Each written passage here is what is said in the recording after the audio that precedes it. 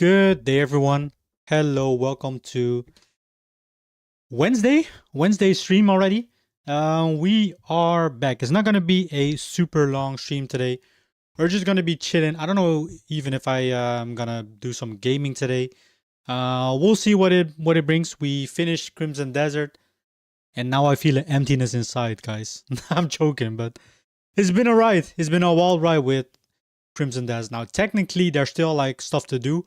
But let's just say the main quest is complete. So yeah, it's we gotta move on. We gotta move on to some other games. But how is everyone doing? Hello, Runic. Damn, haven't been this early in a while. You haven't. But that's all good, Runic. I appreciate you even being here and saying your hellos. How are you, Runic?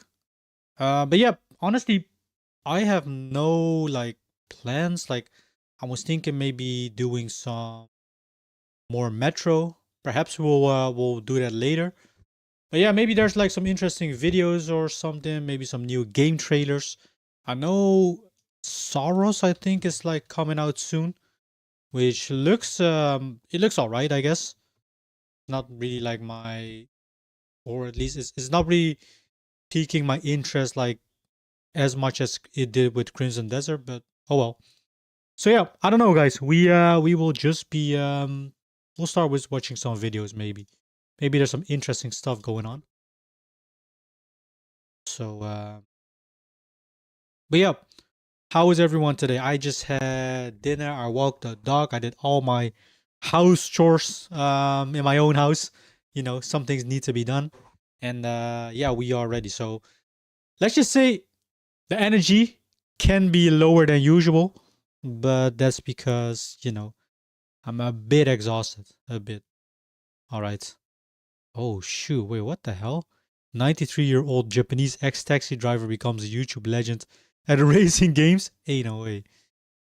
Okay, what else do we have? Do we have any interesting videos? Let me go to IGN first to look up the game trailer. I know there's probably some better, like, channels out there, but oh well. I don't watch IGN for reviews. Let's just be clear with that. But for traders, it's pretty good. All right. So do we have anything? Any game interesting? Lego Batman Legacy of the Dark Knight. It's been such a long time since I played a Lego game. Since I last featured in plastic. So what is this? This is a DLC? Welcome to your humble in-game store. Oh wait, this is the upcoming Lego Batman game, right? Bring me studs and I'll give you stuff. This is like literally Batman Arkham Knight, but then in Lego form. Or Batman Arkham Knight. Capitalism. Oh. It released on the 22nd of May. So that's next month. Yeah, supposedly this game is like looking very interesting. What else do we have? Okay, we got some new trailers of 00 First Light, 007.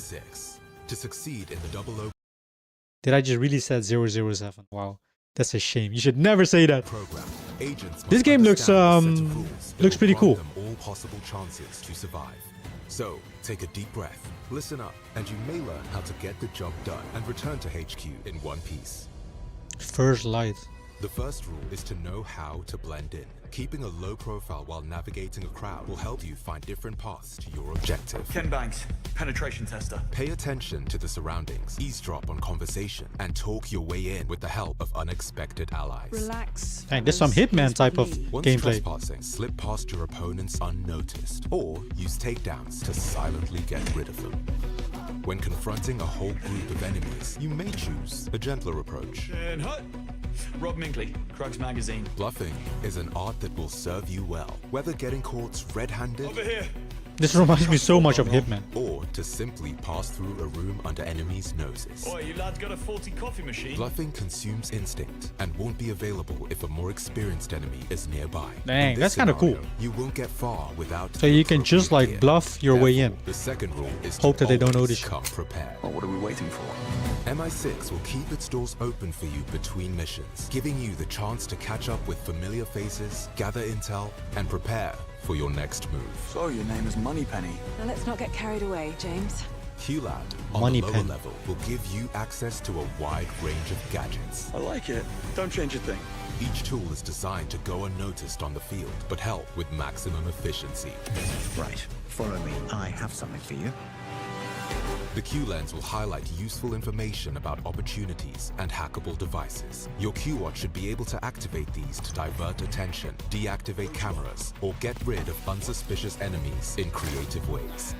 The dot phone can quietly move enemies out of the way. The smoke pod, a timeless classic, will block visibility at short range. The modified earbuds. I don't even remember the use last flash time I of saw lights to stun a opponents. Other gadgets will be a developed in due time and will help you stay 007 movie. creative in all circumstances. Who do you like a work James for? Bond movie. Take the shot. The last one came out like a couple of years ago, I think. It's a matter of life and death in the midst of action. But yeah, Any object at disposal could prove useful to put an enemy's ideas back in their place. The same could be said of guardrails, electrical panels, or any surface hard enough to act as a weapon. I do remember Under vaguely heated playing circumstances, a MI6 James grants Bond game a on a license to PS2. kill, allowing for even more Could that be? possibilities to get rid of hostiles. In these situations, any weapon could be used as long as you manage to obtain it. Switch between different playstyles to catch your attackers off guard, and don't forget to return what you borrowed once out of ammo. Some enemies will be harder to defeat, and gadgets will I mean, help this you game get looks rid of fun, but it does soldiers' look armors, very stun much tenacious like a leaders, and defuse Hitman grenades sort with of a game. simple press of a button from your watch. not that that's a bad thing though. Focus training will also give you an edge over your enemies. So Dilate what, time is this and an open incapacitate world? their legs, or disarm them with the precision of a marksman. All of these skills might be trained between missions in Taxin, the department of Dr. Selena Tan. Welcome to my dream factory. I mean, it does look Taxin interesting. will put your skills to the test through multiple types of challenges, each with its own specific rules that will pitch your performance against those of other agents from around the world. Overcoming challenges will earn you experience points, which you can spend on gadget upgrades, Oh. new firearms, So and it is unique really outfits like to defeat Hitman. enemies in style. And remember, at IO Wait, I thought Interactive, this would the be a launch of completely game is different only the game. start. New content for Taxin will be created over time. Faster, James. Faster. Like, So is there keep a an eye out for dedicated our story updates to this and get game? ready as new Or is it challenges just a lie set ahead of to levels put your like 00 skills to the test. with an X amount of objective? Finally, one last unwritten rule might be that an agent is never as good as when surrounded by allies, a team ready to give its all in the field, and companions to defend. But we're pretty sure you'll figure out this part yourself when the time comes. See you on May 27 to join the program and discover May Bond's 27. adventures in 007 Also next month. First Yeah. Light.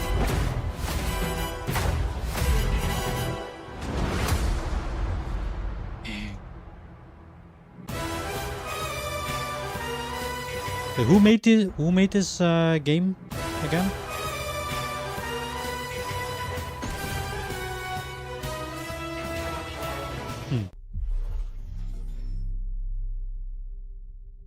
It looks interesting. The game definitely looks interesting. I don't know if I'm gonna pick it up maybe on discount, but yeah, bro, Pragmata has been doing numbers though. I've heard the game sold like 2 million copies in like a couple of days. Wait, what the frick is this? Delta Force? That is a shooter, like an FPS game. What is Lara doing in here? What?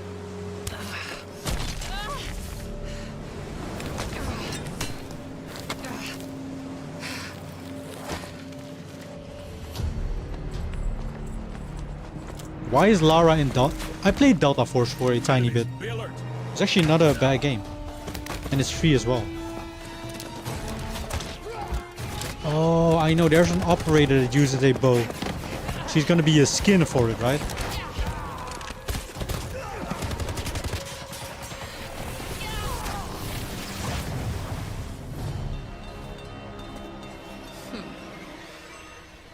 Is she gonna be like a separate character or a skin? Yeah, so Lara X Luna. I guess Luna is the main wait, what? What was this? Assassin's Creed official evolution of combat gameplay trailer. What is what in the Got a world? problem.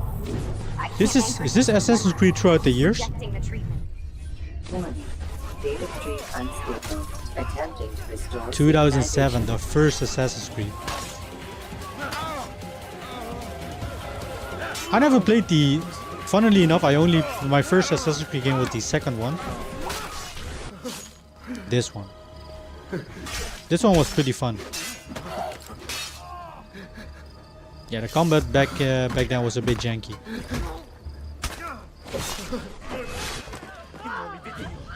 Ooh, Brotherhood. And then the second Assassin's Creed that I played was, I think it was Assassin's Creed 3, but I didn't play that for a whole lot. And then I took a big break and I played a tiny bit of Odyssey, which is I think the one with the Romanian, like, or the Greek mythology. I think it was Greek, I could be wrong. Revelations. This is 3. I've heard 3 is pretty good. And then Black Flag as being one of the best in this series.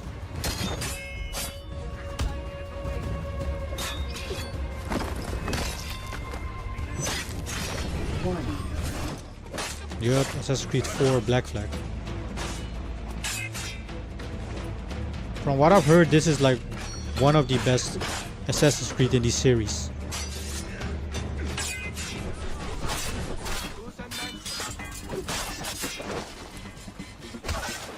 We got Rogue.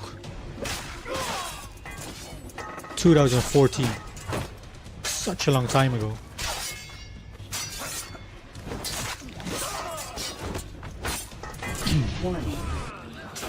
Unity? Yeah, I never played these. I've heard they're also not very good.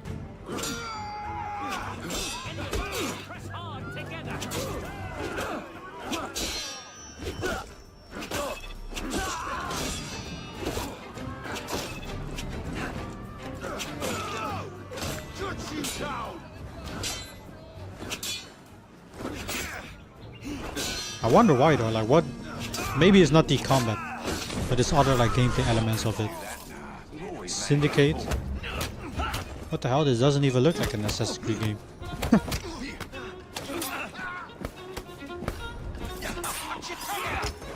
They were releasing every single year a new Assassin's Creed game. Maybe that was their mistake. Although I must say the earlier games are probably better than the later games.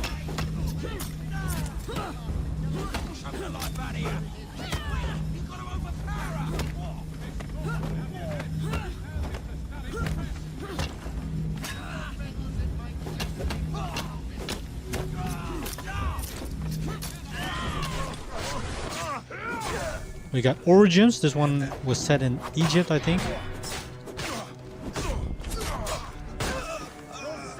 I think Origin was good as well. I actually own this game. I picked it up for pretty cheap on sale.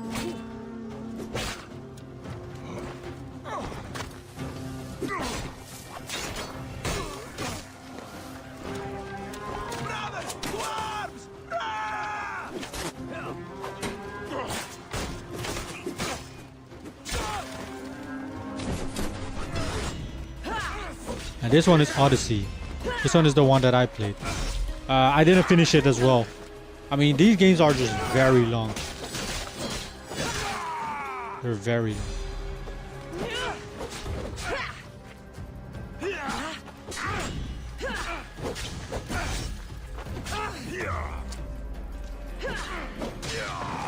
I'm sorry guys. I am pretty tired, dang. I wasn't expecting to be this tired. Okay, we got Valhalla, which is the one with the... What was this? This was with Norse mythology, I think. Or with Vikings and stuff. I've heard this game is like super long and has like tons of quests and whatnot, but they're all like very bland and boring. At least from what I heard. But I haven't played it. Mirage. Oh, dang. I forgot about this one. Was this the latest one?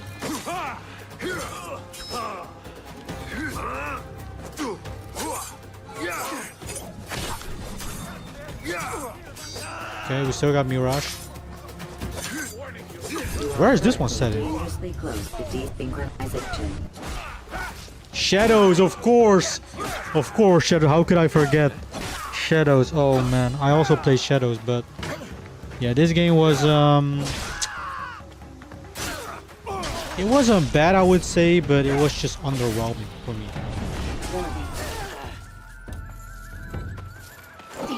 It's not working. We need to pull him out.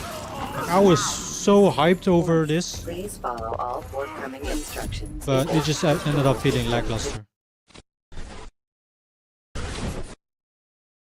Pretty cool trailer though, I will say. It evolved backwards. Brave of them to display the diminishment so openly. Evolution is a strong word, mutation is more accurate. It changed into something completely different. I like how they act like their new combat system is actually good. Remember where you could assassinate any enemy and they didn't have levels? Oh boy. Yeah, that's I've heard just the later Assassin's Creed game just falling off. What is this? Rated Gallipoli? mature. The frick is this?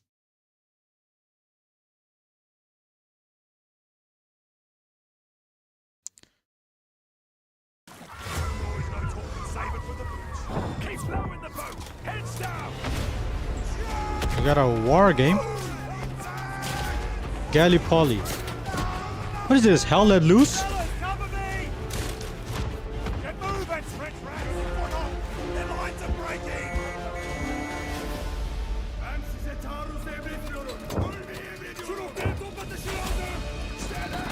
Okay.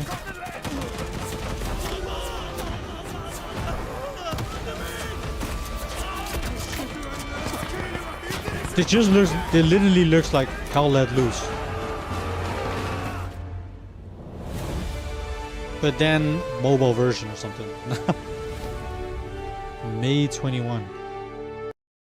Damn, this is the cleanest looking on WW1. Oh, this is in World War 1. Got goosebumps, but I'm really excited for this. Huge Izonso fan. I was wondering when we'd get this. I mean, it looks fun. If it's like a, I don't know, like a big scale World War 1 like battle, that could be pretty cool. What else do we have? Age of Mythology Retold. We got Pragmata. We got Aeon 2. Official announced trailer. Oh god, is this one for the Gooners?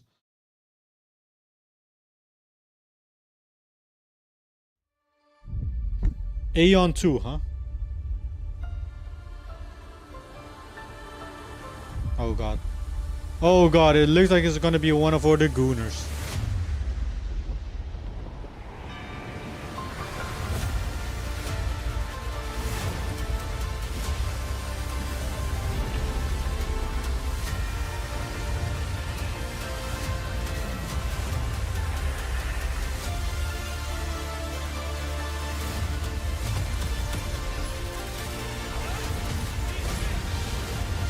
Okay, we got some bosses.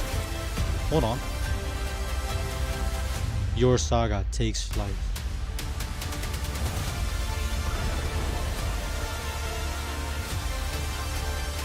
What am I? An MMO? Coming 2026. Teaser for this upcoming open world MMO. Okay, so it is a MMO. Yeah, not surprised to be honest. What else do we have? The Call of Duty Black Ops 7 Zombies official Totenreich cinematic trailer.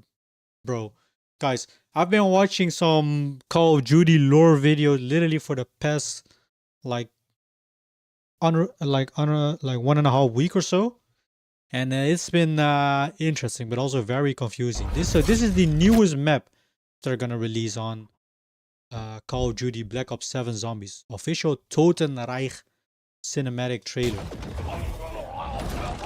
I haven't really looked into the zombie stories of Black Ops 7. So I don't know if it's good, but I know they brought back the OG crew. Something I ate. Looks like everything you ate. Stand back! My God. It can't be. This place is my legacy. The result of that Why do they all look like zombies though? Oh, that's the robot from... Is that the robot from Origins? could actually be the robot from Origins.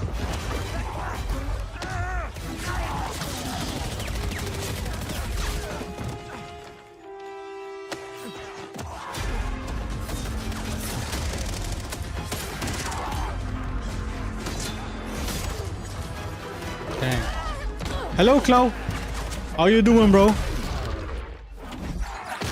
How are you today? Still got it. So that's the old crew, right? From Black Ops 6, I think.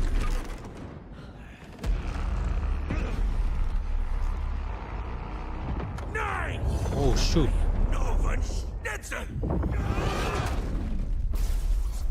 Dang. Black Ops 7 Zombies. The free. I do like that they're like all free content updates nowadays. But yeah, unfortunately, Black Ops 7 is. How many active players does Black Ops 7 have on Steam? Active players. TeamDB, Steam charts. 31. Well, to be honest, this one is not very good to measure though, because I think this is like combined with all the Call of Duties like listed here, perhaps. No, not every single one, but they use like a general like launcher for the game, so this is not really like super accurate, I think, or I feel like.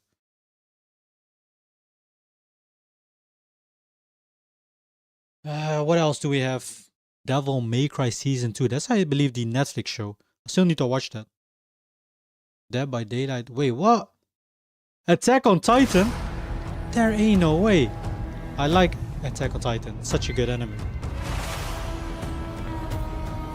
Bro, Dead by Daylight does the craziest like collaboration sometimes. They have like literally... They're like, well, not really. They're not on level with Fortnite, of course, but like in terms of like the horror genre, I think Dead by Daylight is the king of like collaborations. I'm good. I won't stay long because I have to do my homework. Oh, dang. There's no worries, Cloud. Do you got like any tests or you got like any tests or exams coming up?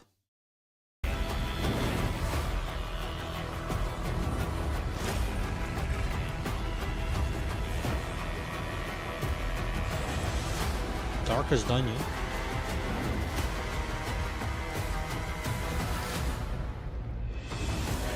So what is this? The Attack on Titan. Hey, Mikasa. Eren. Where's Levi? Where's my goat, Levi? Wait, was he even there? Wait, and Alien?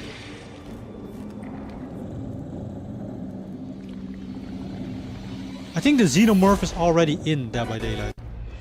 Where was my boy freaking...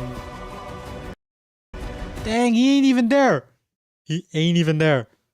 That's a bummer. Probably my favorite character, one of my favorite characters in anime and in Attack on Titan, to be specific, is Levi. Levi is such a goat. He's so freaking cool. What else? What else? Helldivers. We got Payday. We got Hungry the Cabin game. Peter Mullins, Beast of Reincarnation. Official pre-order trailer. This is the new game from the company of Pokemon, Game Freak, which is so weird that they're actually like developing a game that is not Pokemon. I don't have any tests for now. I just have to write a page in Romanian. Oh, that doesn't seem too difficult, right? I mean, I could be wrong, but yeah. Have you been playing any games as of recently, Cloud? 100年ごとに討伐を繰り返すも蘇り決して死なず獣はいつからか輪廻の獣と呼ばれるようになった So the new game by Game Freak. I mean, it looks pretty dang cool. If it's a Souls-like game, I'm down for it though. いつか帰る場所 I mean, we got so many good like samurai type of games coming up. We got Phantom Blade Zero, which is the biggest one probably. We got the new Onimusha game. And this one.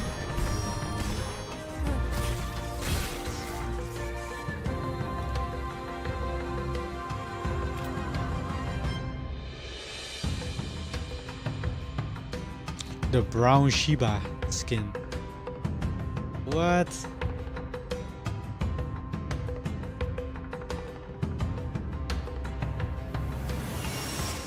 That actually looks a lot like my dog, but I don't have a Shiba Inu. I got a Akita Inu, which is I think the a bit more bigger version of it. All right. What else do we have? We might finish off with some Metro. We're gonna play for like what? Like an hour or so. Do we have anything? Blackwood? What is this? Hey guys, I'm Mehraj from Up237. Just wanted to quickly walk through how we've been handling combat. What is this though? Sifu? A new game? Like Sifu? Attritom 7 Productions presents Blackwood. We've already shown a lot of shooting before. This one's mostly about melee. The idea wasn't to go fully free flow or fully grounded. It's kind of in between. It feels heavy, but you can still do some cool stuff when things line up. One of the bigger challenges for us was getting hits to actually feel like they connect. We tried a bunch of things to fix that. Camera shake, positioning, and IK. So hits actually line up with the enemy instead of just playing through. The camera also helps here. In melee, it stays a bit closer to the player and applies a soft lock toward nearby targets or incoming attacks. But it doesn't take control of. Hold on guys. I quickly need to get some candy. I need to get some sugar in. Real quick. Be right back.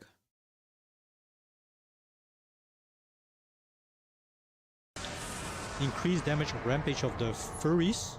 Furries. We got furries.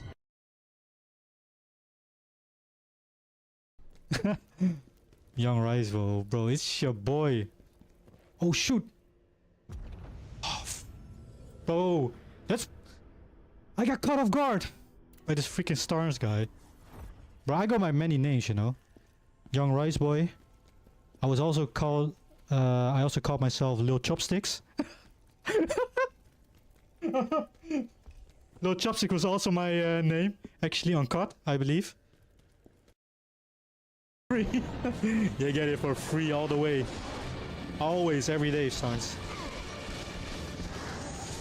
But it's all love, though. It is. Nice. Wait, what the hell? What does that package say? Sperm and eggs? God. What is this? Is that... Never mind. Not even gonna make a comment about that. Bro. It's so childish to laugh at these. I know. Oh man. Okay, back to the video. Okay guys, as straight as possible. As straight as possible. It must have been a wind. Exactly, Rooney. As straight as possible, so that it can stand vertically. Now guys, I'm not a mean guy, I'm not a bully. I don't want to make fun of people, their accent or anything. It's just to be in the wind. Okay, so why does she cut the thin slice though? Oh, I guess to make it more, yeah, I guess to make it more straight, right? Okay. That's already kind of a way. No, I'm joking. I cut the top by wasting as little flesh as possible. Alright.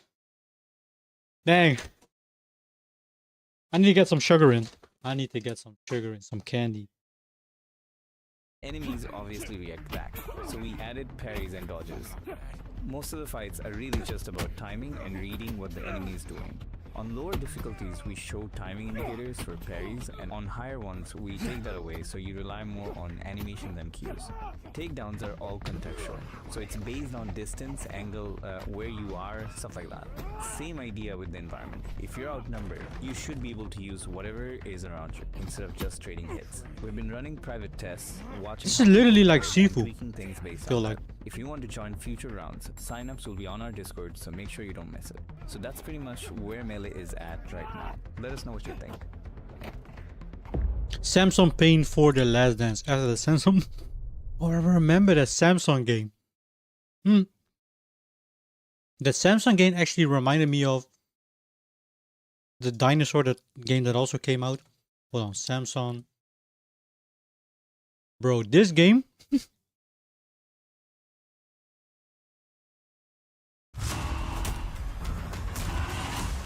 This game, I believe, was such a hot mess. Tindleston. Asshole of the world. Everyone's either paying, collecting, or buried in between. My past mistakes are catching up. I mean, if you look at the trailer, I will say this trailer looks better than the actual game itself. I'll have to say. You can't outrun debt. This game, or the trailer, looked way better than the game actually was. Did they mention that as well? And die in the street. Or you can fight the fuck. It would never end up like Code Violet. Yeah, Code Violet was the other like slop game that came out. I don't know. I saw some gameplay of the game Samsung, and it looked very weird. Like very, very weird. Do we have anything else though? I feel like isn't like a whole lot going on. Oh, we got the Metro 2039 game, which is gonna be pretty hype.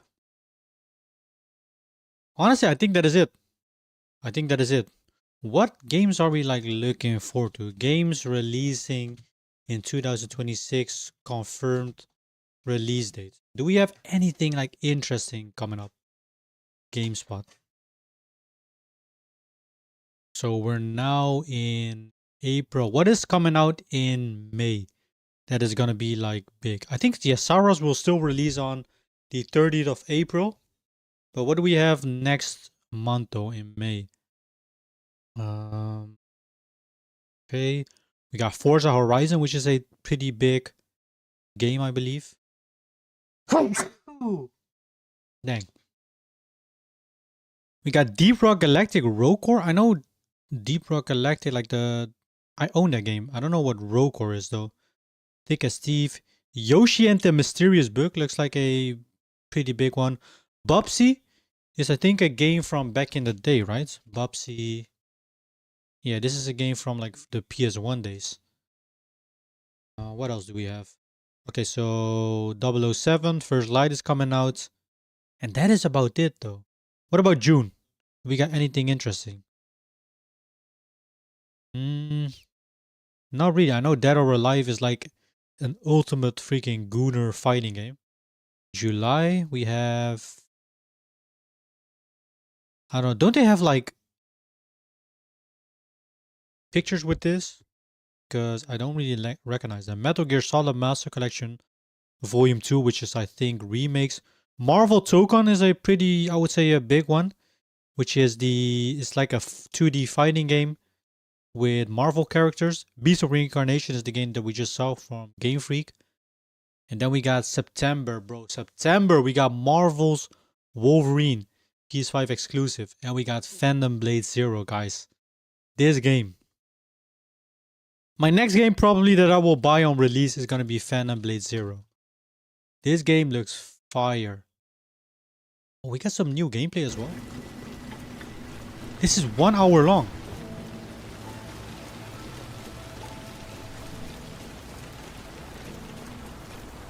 This game has like one of the most flashiest combat that I've ever like seen in a, well, samurai-ish style game.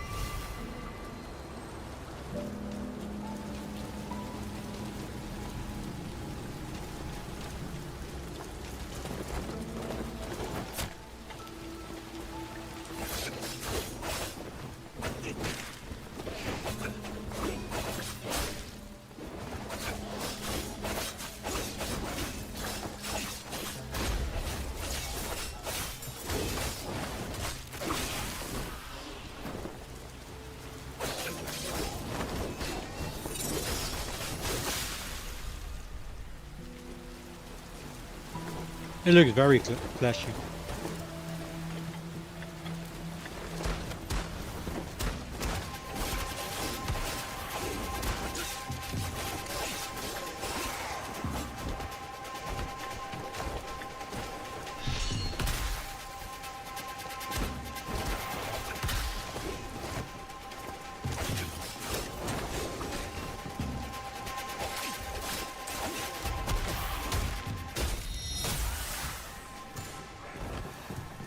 Yeah, look at that. This actually looks like a very fast-paced combat. It doesn't seem like it's open world, but more like you got these areas like Sekiro, for example, even though I haven't played Sekiro.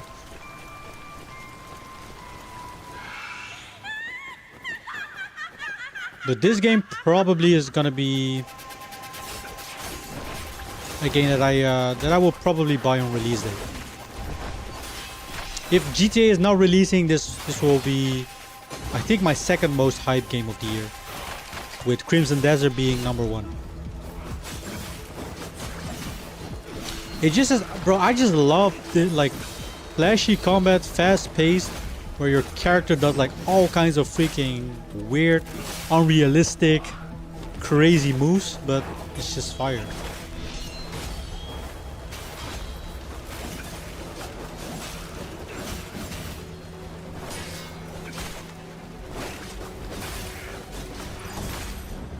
I just hope it doesn't like fail and it actually like delivers, but so far it looks like it's actually gonna do that.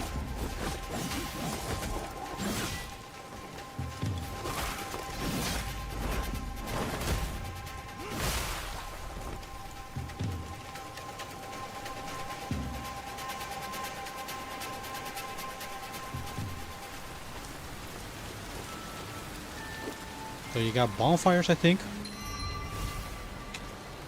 So it's basically a, well, you could see it as like a hack and slash sort of Souls-like game. If those are bonfires that he just activated.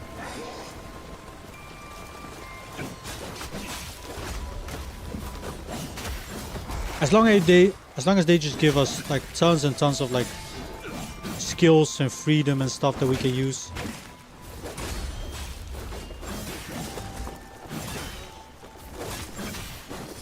Okay, low-key, these enemies that he's fighting, are they just like super strong, or is this guy just like weak in terms of damage? If only one simple enemy takes that long to defeat. Okay, wait. Now he's doing more damage.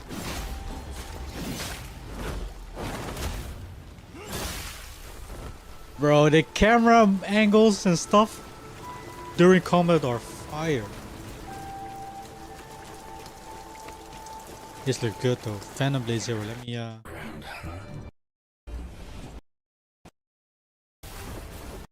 Let me go ahead and skip a bit further ahead.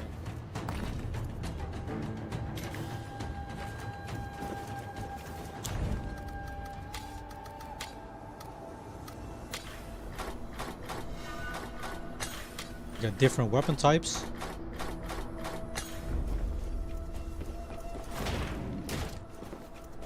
We got shortcuts. It is a Souls-like game. Look at the items even. How they're like freaking displayed on the ground. It is definitely a Souls-like. I'm not too mad about that though. Not too mad about that. I know there's like a lot of people that think every game nowadays is like a freaking Souls-like game. And they kind of get what they call Souls fatigue. Personally, I don't really like experience that.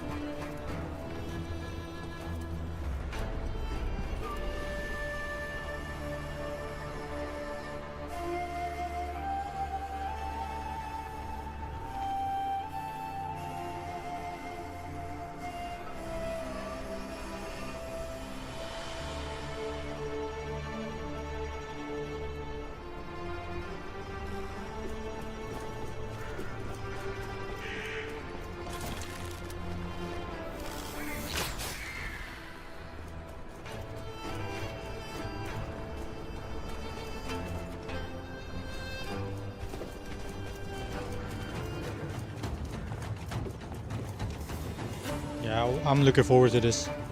I am looking forward to that. Okay, Honestly, do we do some gaming though, guys? Do we do some gaming? I think we'll play some games for a bit. But oh, hold on. By the way, they freaking announced Yu-Gi-Oh Lego, or at least there were like, I think there was like a competition of people building Lego or like Yu-Gi-Oh Lego sets. And there was like a competition with fan votes, and there were like lots of submissions. And Yu-Gi-Oh confirmed all the winners, or at least the finalists, for the, well, basically the one that wins will turn into a real like Lego set. So look at this, guys. We got the Summoning Sliver, the Sky Dragon at Battle City by Dark Animal. Do we have bigger pictures of these? Okay, we do. So we got this one. This one I will say looks pretty dang fire. So I don't think, no, I haven't brought my phone out, but let's just see. Look at this. This looks so cool. Bro, I'm definitely whichever even wins, I don't care. I'm gonna buy it regardless.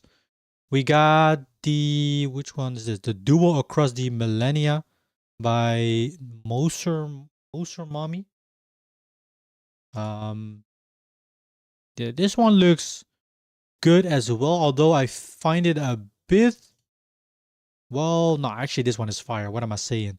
Look at this. We got freaking, I think this is Yugi and Seto with Dark Magician and Blue Eyes fighting in the back. You can even, oh, you can even remove them from their statues. That's pretty cool. What else do we have? We got this one. This is the Blue Eyes White Dragon dual display. This one looks just very, very clean. Like, obviously, it doesn't have a whole lot going on compared to the others, but it looks very sick with the attack stat as well. Did they actually make this in like IRL, or did they made it with like a program? I'm assuming with a program though. We got the Millennium Puzzle Duel of Eternal Rivals by Brickflex. This one looks alright. I think, like, no discredit, of course, to the creator, because obviously it's still like very talented. But I don't like the Blue Eyes and the Dark Magicians like as much in this set, to be honest. The other Blue Eyes looked a bit more detailed, I would say. Now, maybe because of like the focus on this build is probably more the Millennium Puzzle that Yugi and Seto are like Kaiba is standing on. So yeah. Then we got the Heart of the Cards, Exodia by Step on a Brick.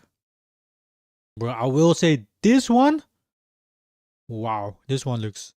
Although I will say the Yugi looks a bit funky, like his head. But the Exodia looks so goddamn good. And then with this, like, he's coming out of the cards. So if you don't know what Exodia like is, it's basically like the strongest. Well, it's hard for me to explain, but he's basically like, if he consists of 5 cards in the TCG and also in the anime. If you draw all am I saying that right? Yeah, wait, hold on. 1, 2, 3, 4, 5. Yeah. So if you draw all the 5 cards and you have them in your hand, you automatically win the duel.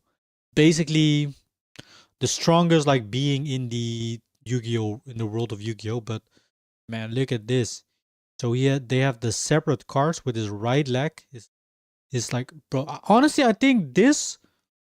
It's either this one or. It's probably this one or. I don't know. I think this one. The Summoning the Sliver, the Sky Dragon at Battle City. Or this one, the Heart of the Cards Exodia. That are my favorite. I don't know if I like the Yugi like character as much. But I don't know how it works with like revisions, or if this one wins, if Lego like still is gonna change it or something. I don't know. But this one looks pretty dang good. Especially with his body, like the detail with his with like his stuff coming out of the cards. That's pretty cool. And this one, just the sliver looks very, very clean. I will say this one is also pretty cool with the dual stands and stuff that they have. So lots and lots of cool stuff. I don't know which one I would vote. Can I see the progression? How many votes each one has?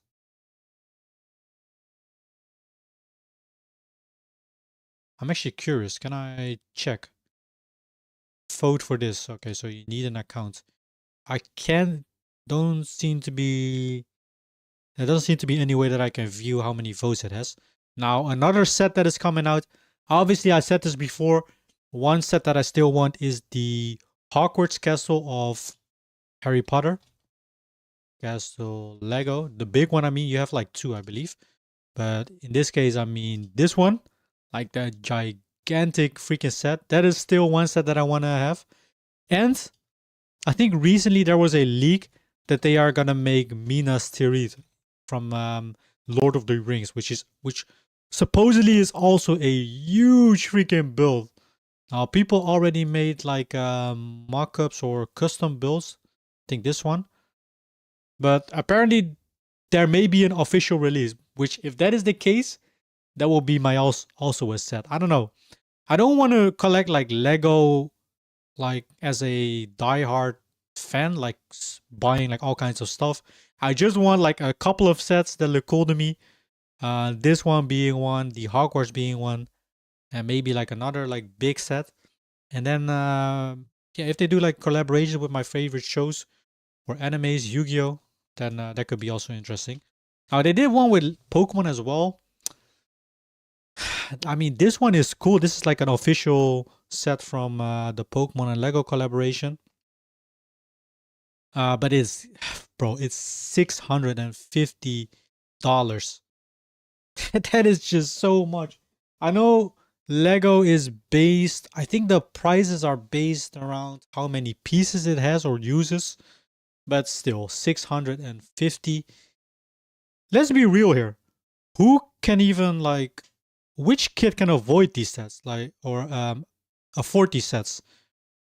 Like, man, you would think, well, that hasn't been the case for years, and the same goes with Pokemon, like the TCG, Pokemon cards. The hobby is just not meant for kids anymore. It's just gotten so expensive that I don't know, just a lot of adults and stuff are getting into the hobby, and they know it. Like the makers, the companies know it. They actually cater more towards the adult like audience, I would say, with these ridiculous prices. Like back in my day, bro, the most expensive set that I always saw in stores was the Republic gunship, if this is correct. This set goes now for a crazy price as well. But this back then, I had this one, or at least no wait, this was actually not the most expensive one, but this was like one of the most expensive sets. Was it this one though, or was it? I don't know. It was, oh, I guess it was this one. Yeah, I got this one with the Republic attack gunship. This was, look at how expensive it now is. Back then, I still remember not completely remember the price, but I remember it being around like 150 euros ish, something like in that range. It's only gotten up from here. I do wonder, why are Legos, well, maybe this is sealed, right? But basically, you can basically just order like the list of this build, like from loose bricks, right? Wouldn't that be like way cheaper than buying it like this? I mean, this price is probably meant for a sealed copy. But let's just say you don't care, like for Lego, for example, I don't really care about having things sealed or with the original box and whatnot.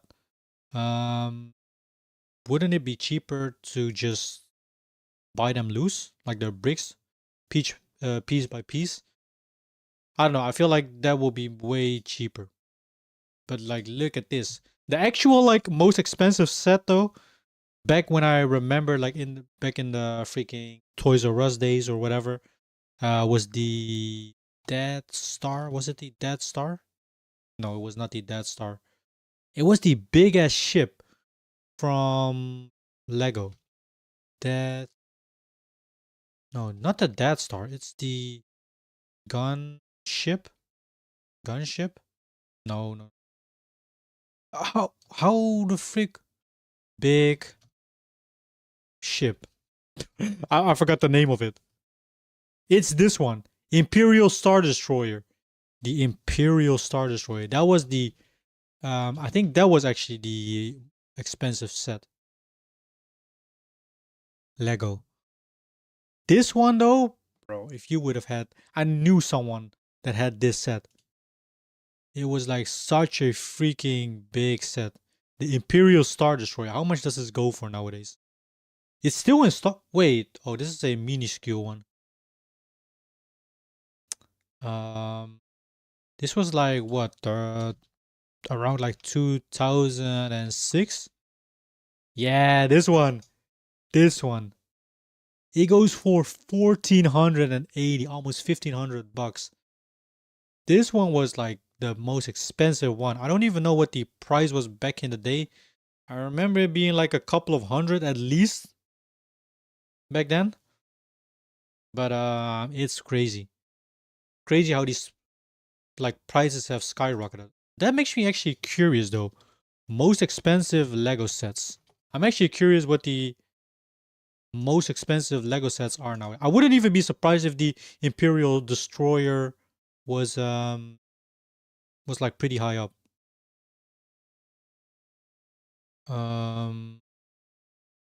Okay. Was 2025 Top 12. Wait, this is from 2025. I need the ones from like every year. The top 20 most expensive Lego sets.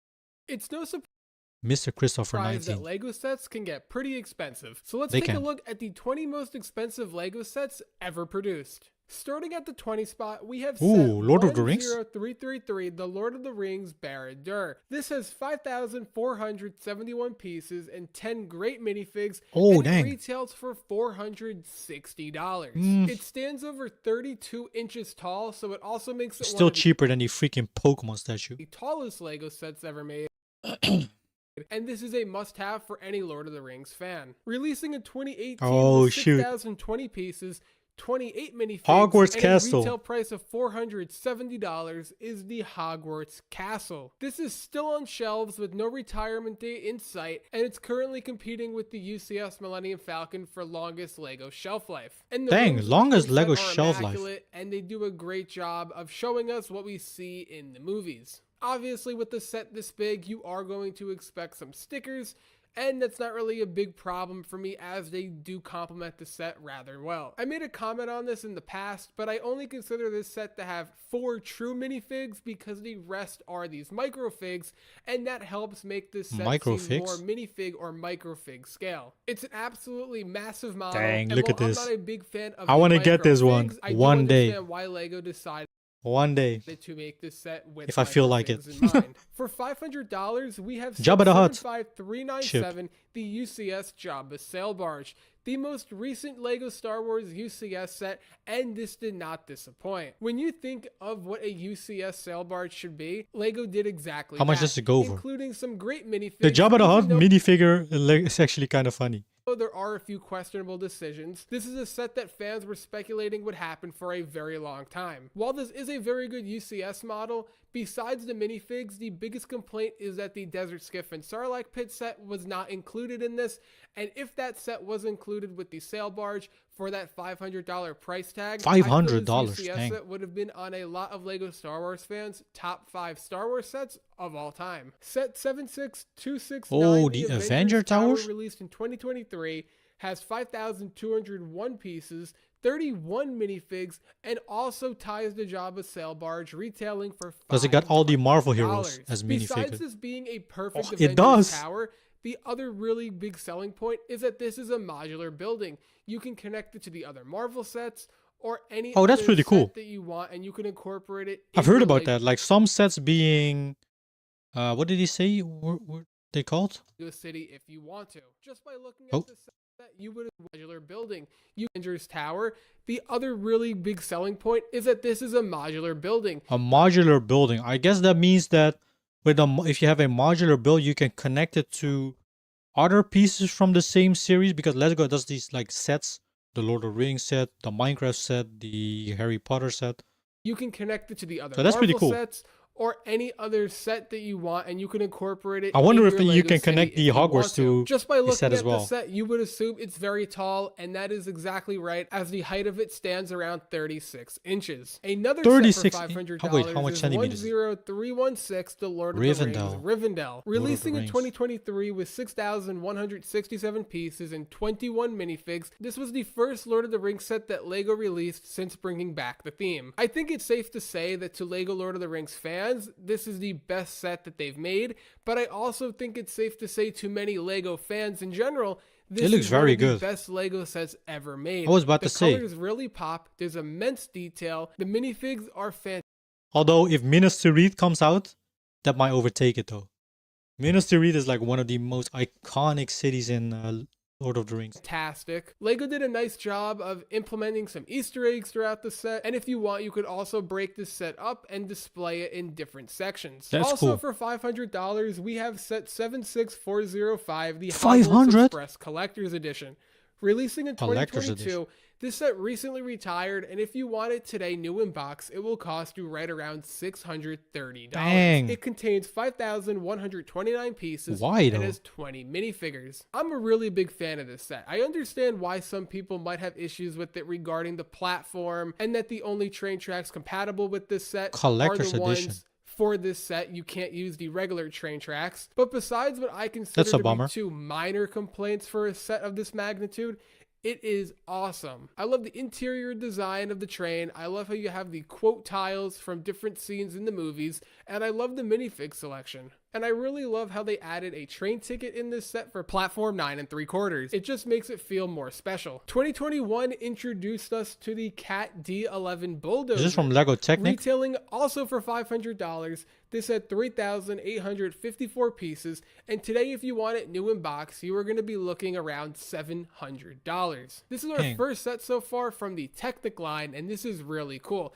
Technic sets never fail to disappoint, even though I do find that they can be a little complicated to put together at times, and my hands do hurt after putting them together. But this is an awesome set with one of the coolest play features of actually being able to control the set via an app. You can move this around and you can push Lego bricks around.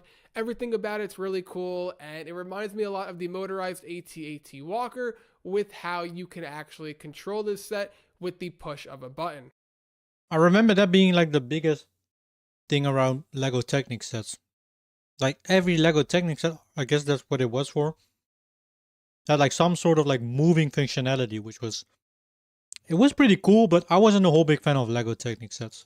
The first UCS Millennium Falcon released in The 2007 Millennium Falcon, for a classic. $500 had 5,197 pieces, had 5 minifigs, and if you want this today, it will cost you right around $2,000. A true trailblazer What a for price LEGO difference Star Wars, with the as previous I mentioned one. for this set before.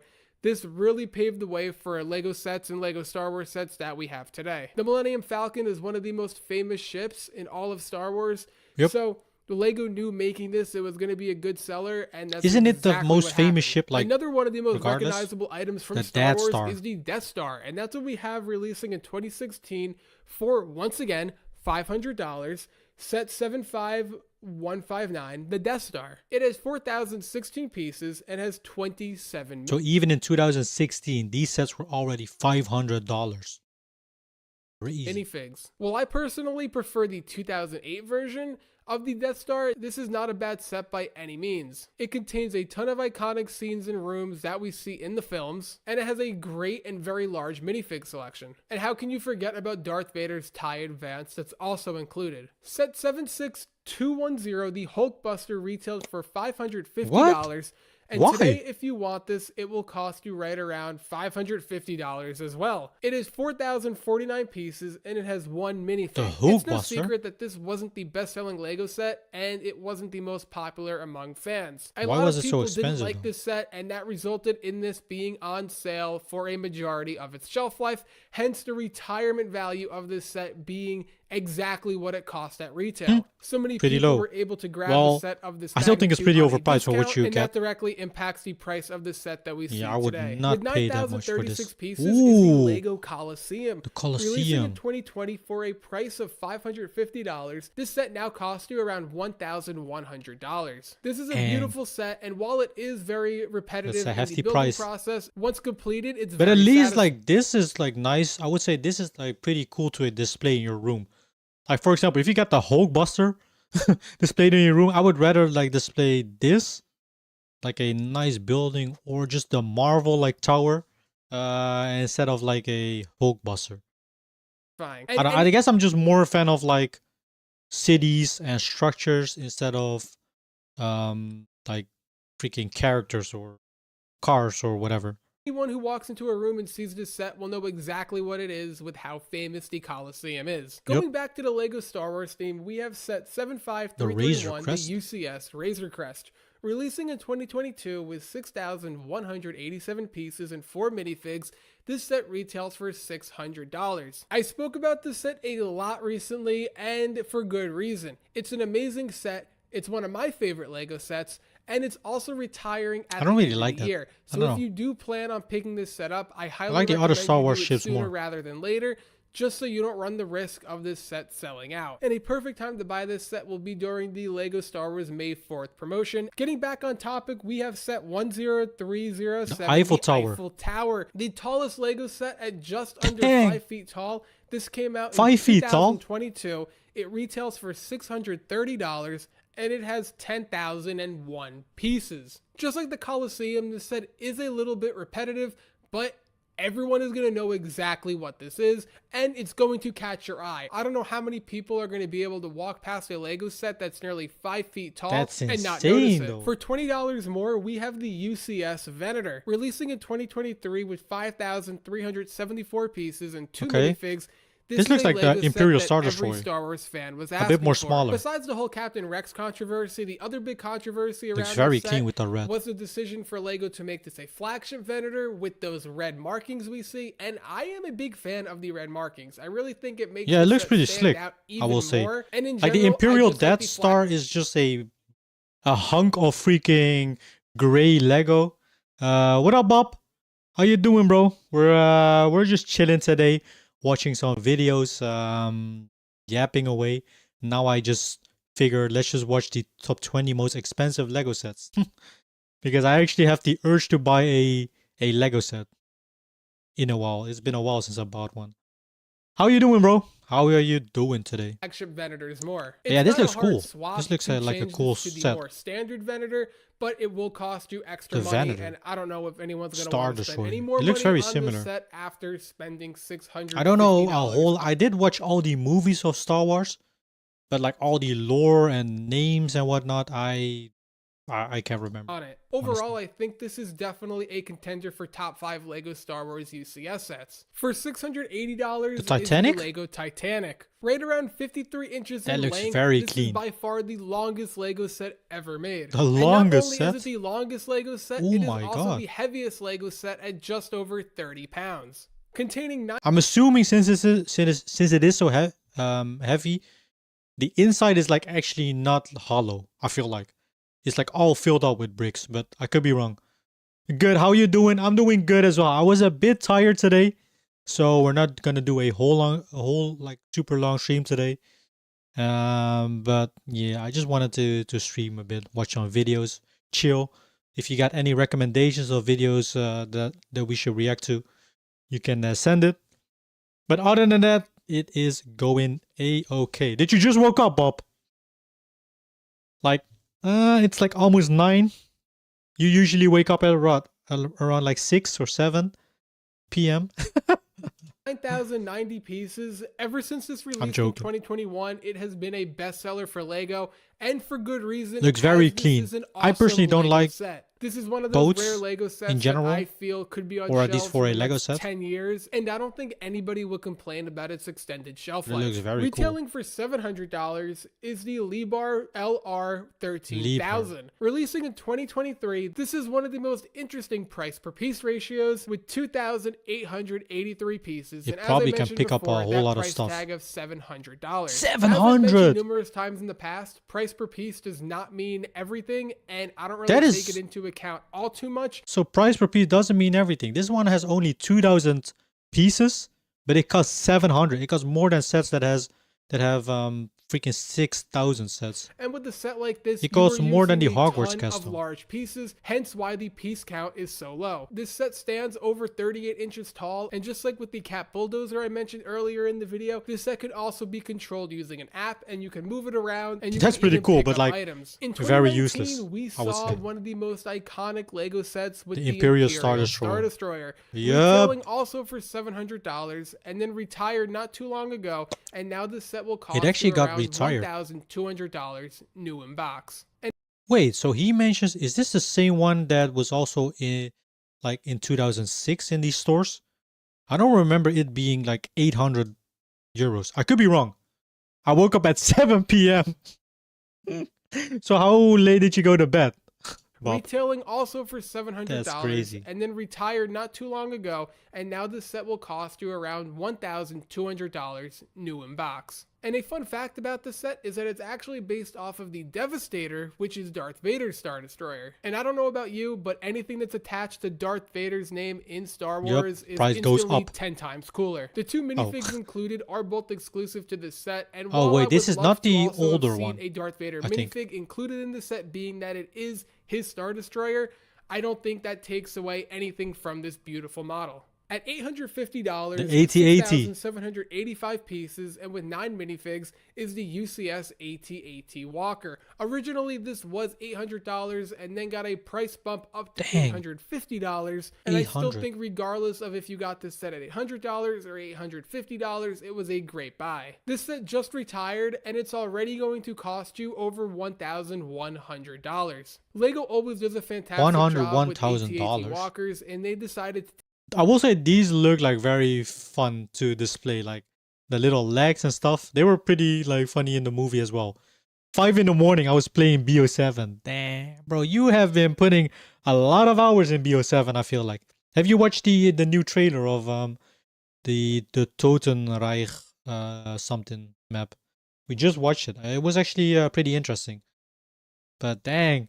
You got the battle pass already completed or what? take it to the next level, making the most ultimate version they could with this UCS model. To some, this is the best Lego Star Wars set ever made, and I completely see where they're coming from. It's an epic model with some epic minifigs and some epic play features. The Lego set with the longest shelf life is the 2017 UCS Millennium So this is another Falcon. Millennium Falcon, What I consider to be the greatest Lego set of all time, and what's The my greatest favorite one. Lego set of all time. And yes, there is some bias included behind those statements, but this set also retailed for $800 and then saw a price jump of $850.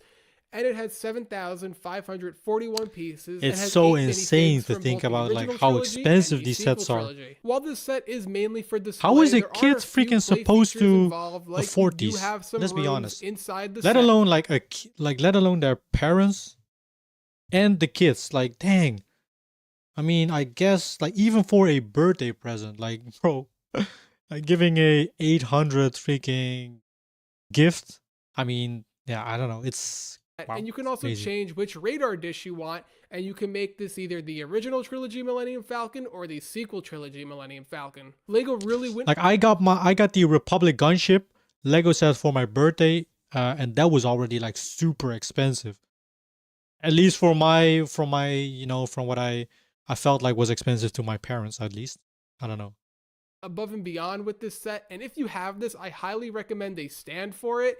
I just think it makes it look that much cooler on a stand, looking like it's flying through hyperspace or avoiding enemies. At the #1 spot is a set that hasn't even released yet, but it will be costing $1,000 with set 75419, the UCS Why? Death Star. All we know about this Why set does so a Death far Star cost is that more it's a than rumored UCS Death Star for the $1,000. freaking We also have an Millennium estimated Falcon? minifig amount of right around 40. A lot Oh, of that's the pretty information cool. we have around this set is unknown at the moment, but this is shaping up to be one of the Yeah, Totem Ride looks cool. Let's hope it's a good map. It will release at April 30th. Oh, that's craziest Lego right around the releases corner, though. ever.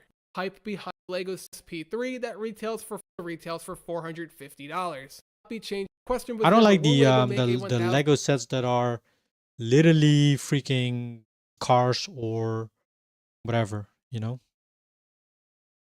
All right. Anything else that we want to? I don't know. I don't know if I want to play some games. I'm probably we'll just watch some freaking, I don't know, some freaking YouTube videos. But what do we have? Do we have any interesting videos, perhaps? Logan Paul enters the Dragon Ball market. Oh hell no! Everything Logan Paul, like in terms of like collectibles or hobbies that he touches, just skyrockets in price. That's why, oh man, there's something you don't want to hope, and that is Logan Paul having your favorite collectible hobby, or investing in your favorite hobby, or collecting your favorite freaking stuff. Now prices will rise. I have a video for you. What kind of video? What kind of video, Bob? You can send the link in the, and I'll see if I can watch it. Obviously, with the YouTube stuff going on. This one, oh, that's right. The YouTuber, I think his name is Accursed Farms or something. Bob Scott Ross. Basically, this guy, he's the leader or the founder of the Stop Killing Games initiative, and they actually went to the EU Parliament to, I guess, pitch their idea maybe. And is, from what I believe, it's been getting a lot of support. If you don't know what it is about, it is basically about companies just being able to shut down their games without like informing their customers when they pay for them. Like majorly, I think it's focused on AAA titles, like you see with Conquered and other like games. And yeah, then you're basically left with a game that you cannot play anymore, like a physical game. That's in general, I think. I don't got all the details about it, but that's in general what the initiative is about. So this guy, I am the founder. He is doing the Lord's work. He is doing such a amazing job at, hopefully taking on these AAA companies that just, like to pull the games or can pull games from their lifespan just out of the blue. And yeah, it's basically just a whole bunch of like consumer protection about like games not being playable anymore, like with games or game companies pulling the plug on them. So yeah. What else? But yeah, you can send the video, Bob. I'll see if I'm like allowed to watch it. I kind of know in general what I can watch and what not. What else do we have? Anything else? Diver gets up close view of basking shark breach of Irish coast. The thumbnail looks fake as hell, by the way, but bro, I would never. Whoa. Okay, the thumbnail was real, but in the thumbnail, the shark looks like a freaking megalodon. Dang. Bro, I would never, or at least I say that right now, but let's just say from at this point, I would never freaking dare to swim with sharks. I know like there's a type of, if you don't got, how does it work again? If you don't got any like wounds or they don't smell blood, you're like mostly fine. But still, there's still sharks. Like one freaking mistake, and you're in the water as well. Like you're like very vulnerable. Dang. What the hell? The shark thought he was a dolphin or something.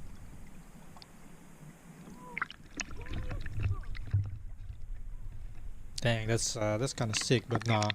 Swimming with sharks, hell freaking no. Roblox just destroyed itself.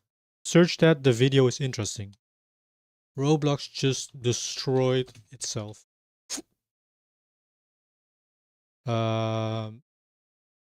Which one is it? Is it this one from Gwemgo? Or this one? The second or the first? Oh god, this is gonna be about weird people, you know, grown adults being on the platform or the game. The second one, all right, being assigned to is not super long, so that's good, I guess.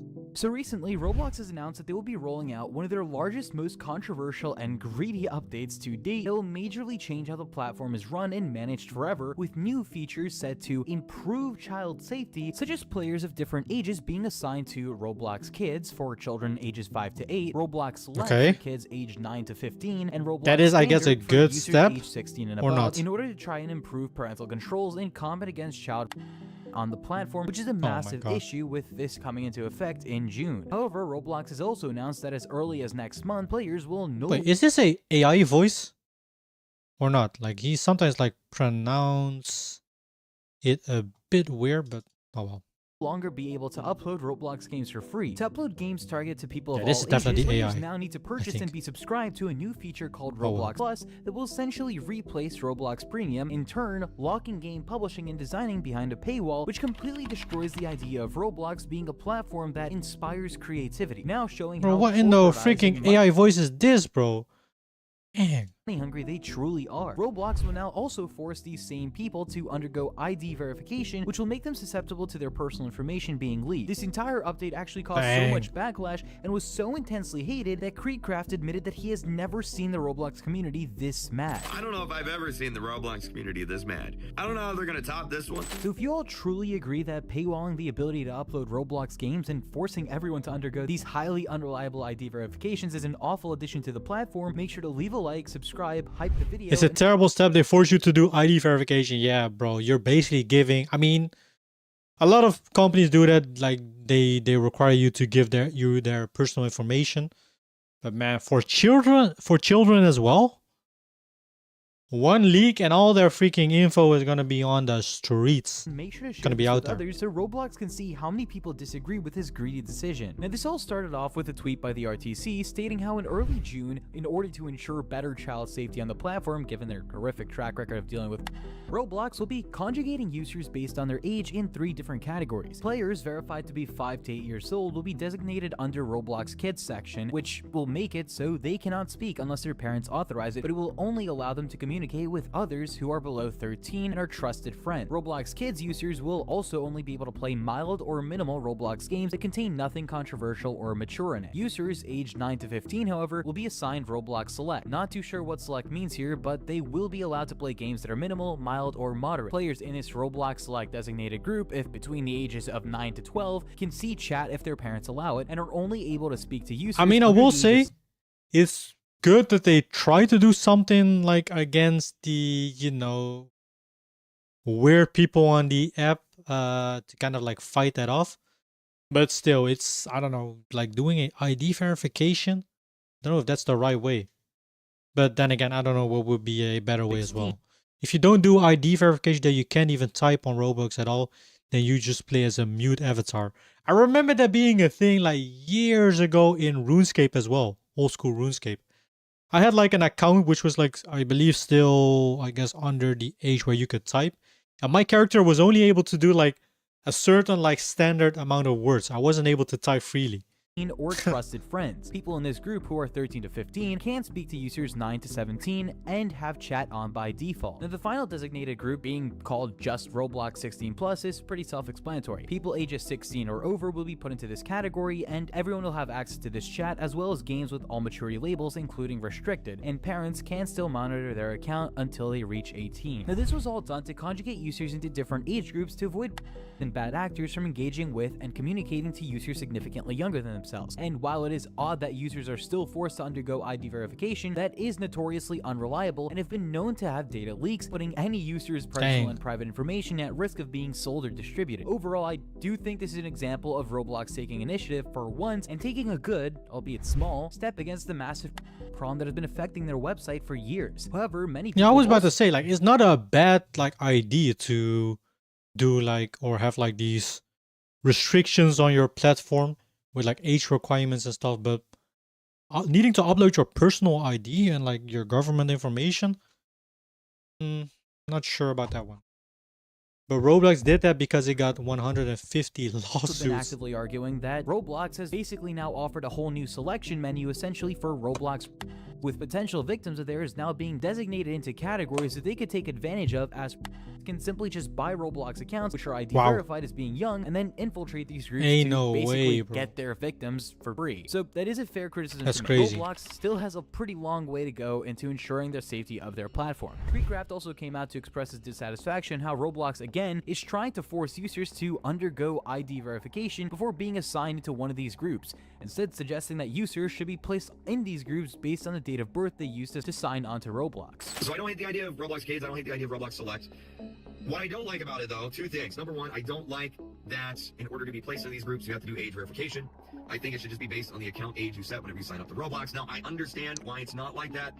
Roblox pretty much at this point is legally required to have age verification because of the new COPPA rulings or rules that came out, all the different age verification laws that are currently going through different states, going through Congress, around the world. Like, I understand why it's age verification. I don't like age verification. Everyone knows my thoughts on age verification, but I'm not against the idea of putting kids in little Roblox games, right?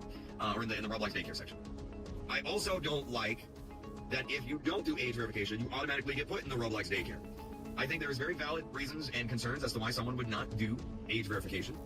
And forcing those players into Roblox daycare because of it, I think is not the best. You know, I like it. It's not the best system in my opinion. Roblox has also announced that they will be replacing Roblox Premium. Roblox is dying, bro. They lost a lot of players. I heard only 500k players are playing Roblox. Honestly, good. You know why? Kids that are stuck on a freaking Roblox game, they need to experience more greater games. Like, there's a lot of great games out there. Instead, they just freaking play Roblox all day. Or Fortnite. With Roblox Plus, allowing users to get a 10% discount when purchasing items, and even 20% when they have had Roblox Plus for 3 months continuously in a row. However, this is where there starts to be a problem. Roblox has made it clear that if anyone wants to publish and create a game for all users, they need to be verified. Will have to undergo these factors. They have to complete an evaluation process for the game. They need to have a good account standing, meaning minimal moderation issues, warnings, or bans. They have to ID verify, meaning handing Roblox all their biometric data, which runs the risk of this being leaked or used nefariously by third parties who will obviously obtain this, and most importantly, you need to have purchased Roblox Plus to be able to release these games. When this news was made clear on the dev forums, the response received back from developers was overwhelmingly negative, with thousands of comments being made voicing their anger and concern about what on earth is going wrong with Roblox. Developers were seen stating that this was not innovation and clearly corporate greed disguised as child safety. Others even argued that this would creativity on the site and dissuade up-and-coming developers from wanting to start designing and making games on the platform, as this will very obviously affect game devs who earn very low income. Roblox became what it is today because it stood on the backs of small developers who were inspired enough to come up with successful games that brought Roblox into relevance in the first place. This effectively is a spit in the face of small developers and a disgrace to what Roblox once praised. Yeah, so basically no one is like inspired innovation. This is I don't know how it was before, Roblox but has gone completely corporate, disregarding its core audience and looking more like into smaller profits. creators Even if have like Roblox no is chance to making small publish strides maps to improve child anymore. safety since they're being grilled for their lack of action. What they're doing now seems completely desperate, and as someone stated very well, sandbags can't stop a sinking ship. It'll only make it worse. Now, Roblox has made it clear that if you wish to publish Roblox games that are 16 plus, you do not need a Roblox Plus subscription. However, this should not be praised, as this is the bare minimum. It is insane how Roblox, being the multi-billion-dollar company that they are requesting more money from its users insane how much money they have. More people need to know about this and how because popular it somehow was. seems recently Roblox has been releasing worse worse and worse updates or logical fixes to problems that end up making the platform worse for everyone as a whole. This recent change Roblox incorporated in regards to Roblox games appears to have been enacted to clamp down on botted Roblox experiences in condos. If anyone wants to bot games, they will now have to pay continuous money to do this and also undergo ID verification, making a lot of bad actors I hate from goddamn doing. However, this subscription. new update set to come out Freaking relatively tears soon is in now going games. to punish the entire platform and countless of innocent small game developers in the process. So the actions of a few has resulted in a platform-wide punishment. It's absolutely unfair to the innocent players. Creecraft as well has even voiced his problems with this fee that Roblox is now planning to force on small developers. In his video, he explains how people are now forced to pay a continuous $5 fee per month, being It's such a $60 freaking scummy year, move, some I'm gonna be people honest. may not have that money, Much especially as I for don't small like passion Roblox, projects that don't turn in so profits. scummy. Prices like that start to pile on over time. He also voices how if someone's Roblox Plus subscription lapses, then essentially their entire game goes out of business and will become unplayable to all ages. Because keep in mind, you need to be continuously subscribed to Roblox Plus for the game to be accessible. Dang. It's not out of the realm of, you know, Roblox was great in 2021, but in 2025 and 2026 it got terrible. I think the only year I played Roblox was what, like around 2015 or so. And that's like I played it for like a little while, then never touched it again. I moved on. Luckily, I was able to escape the Roblox verse. money for platforms to charge I you moved on to upload bigger games. and better games. I just think Roblox is similar to itch.io in the fact that it's very indie, and I don't think you should have to pay to upload games. If it was a one-time fee of $5, we can have that conversation.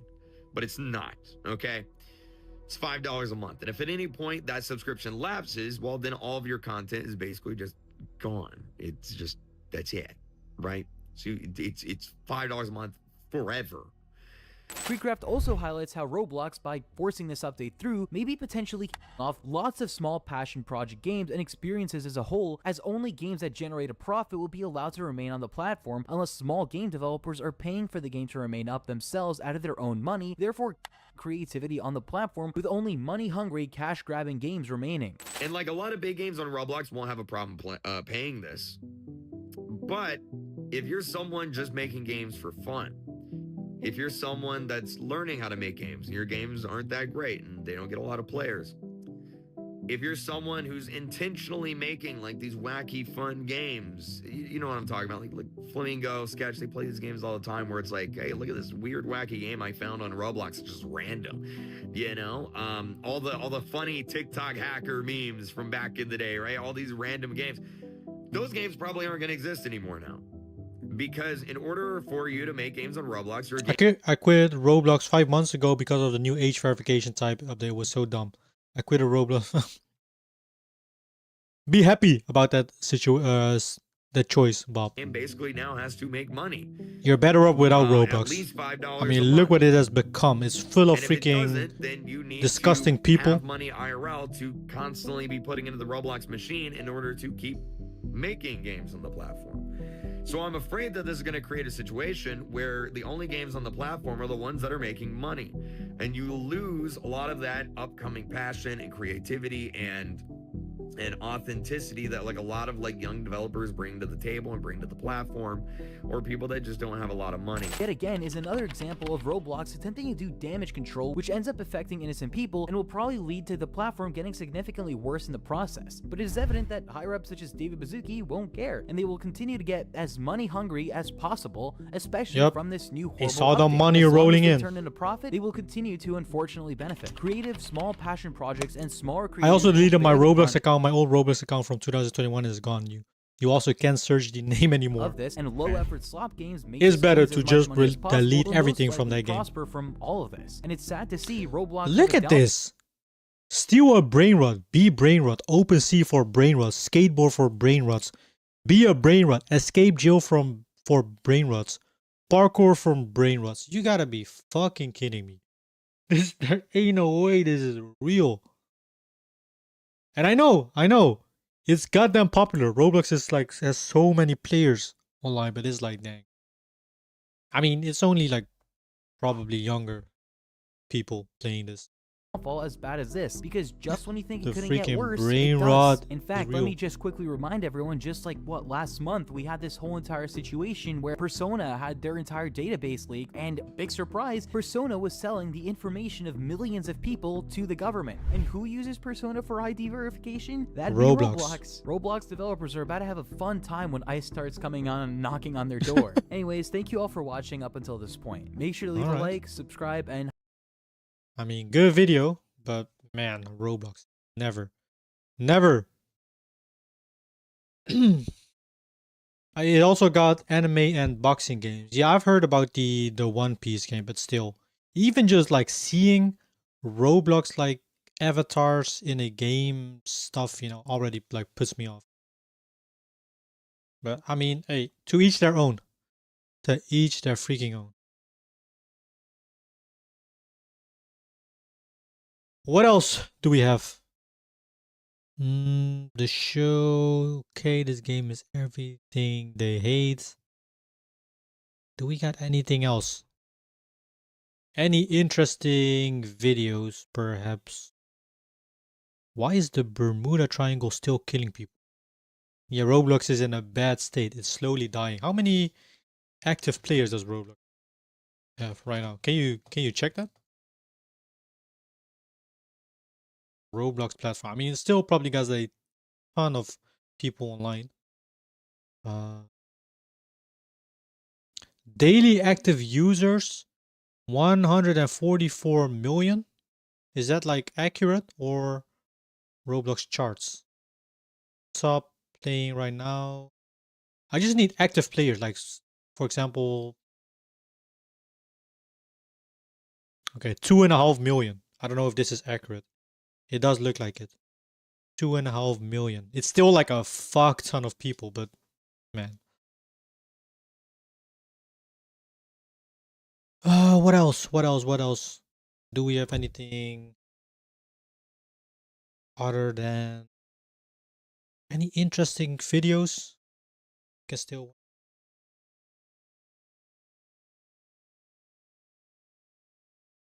I gotta be careful what we watch though, because some things do have like quite a bit of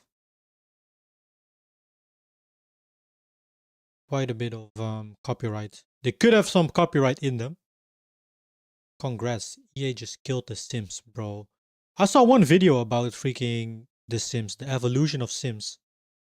And it was like, oh, what? We got Indie Games Hub. This is like a channel for indie games. That's kind of cool.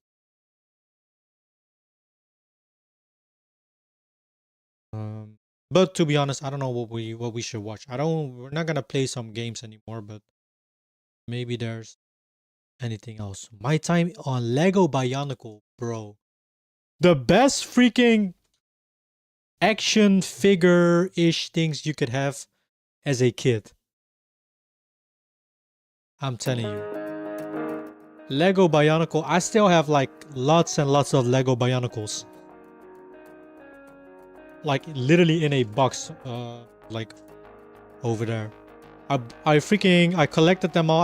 I found my old like collection of Lego Bionicle that were like still at my parents' house, and I brought them all over when I went living together with my girlfriend, and I still have a fuck ton of them. I swear these things,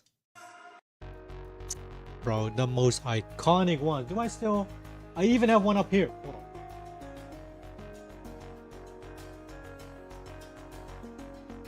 Look at this. Look at this small boy. These were so cool freaking action figures. The cool thing about this was you had like the base like things you could put together, and then you could like mix and match them, and that's where the real fun came in. Now I couldn't build for shit. Like my custom Bionicles always looked like a total mess. But my brother was always like, he was like the better one building like these stuff. What is the link that you sent me though? What is this kind of link? This ain't no YouTube link. Let me see. Watch. Call of Duty just changed Modern Warfare 4 launch launch. Okay, hold on.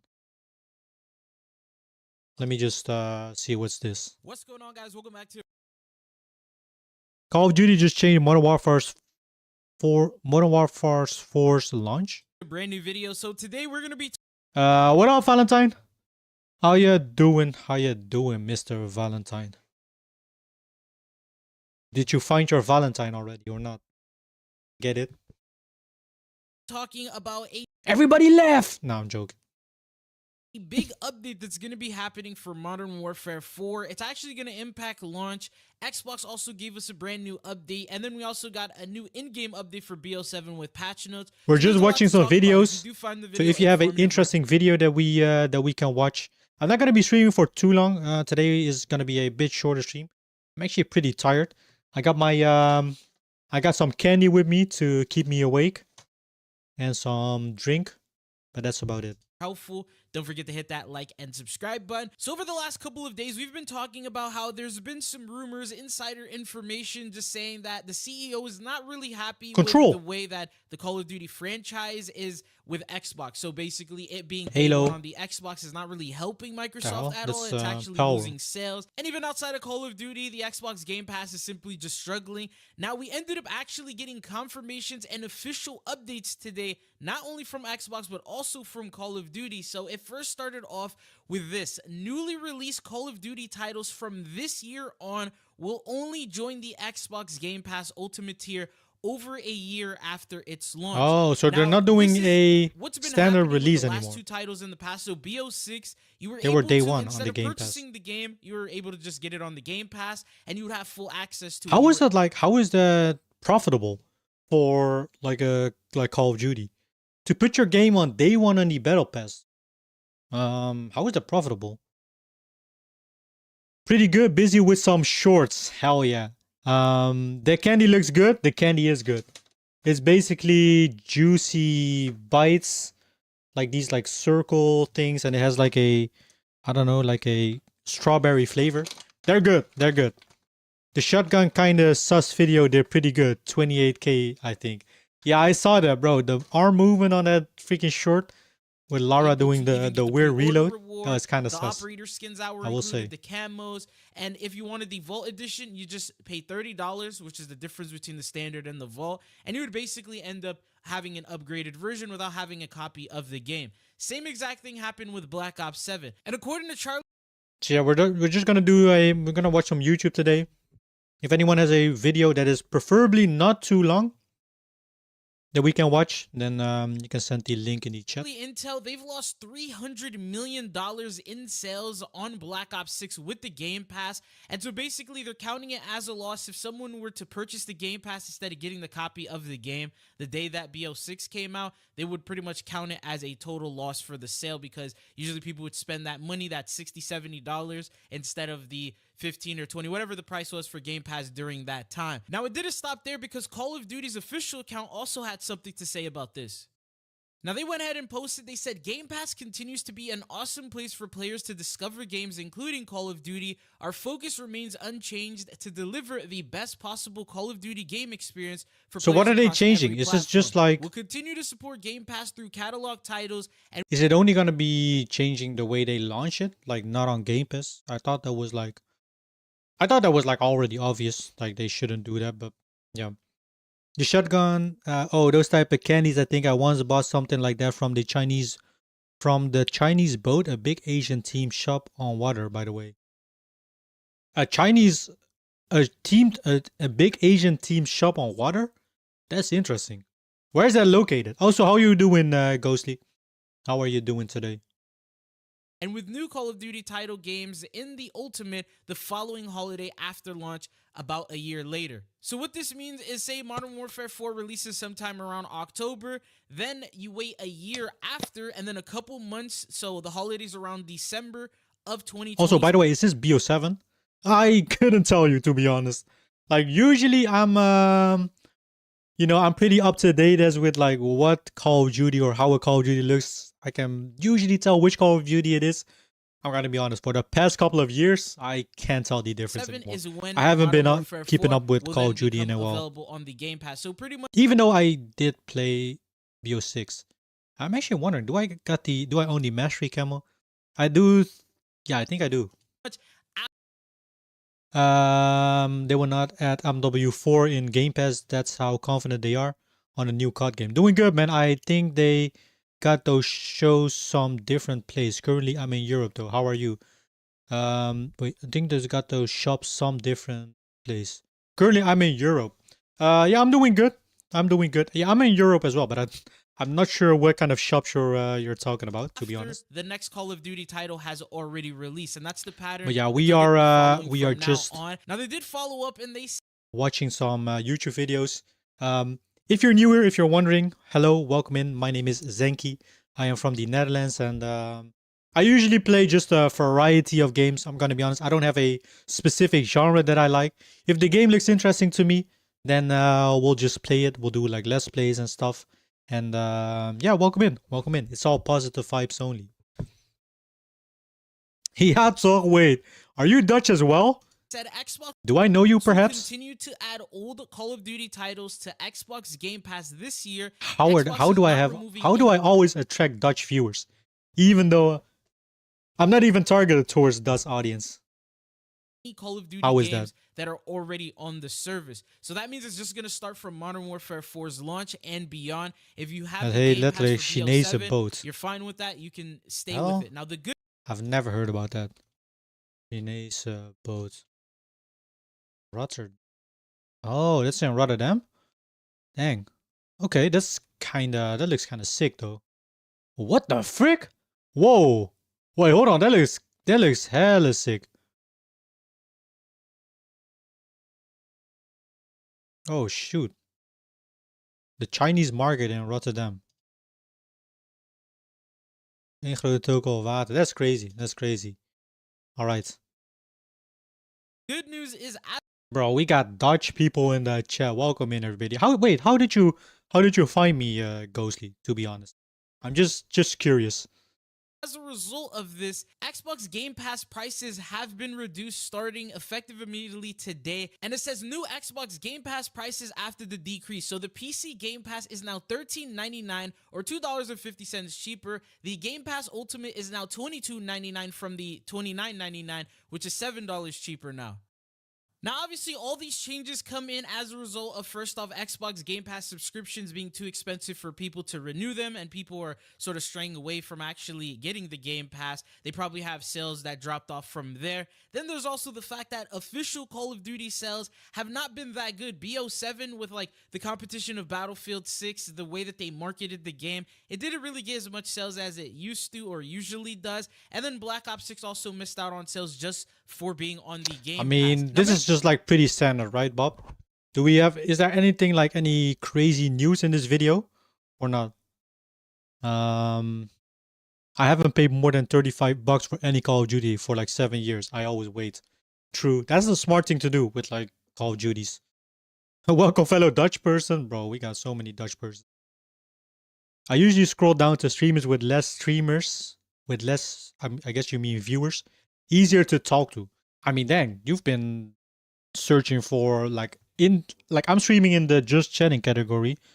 I don't even think I like stand out because of like a one viewer. I'm genuinely tweaking while typing. What the fuck is going on?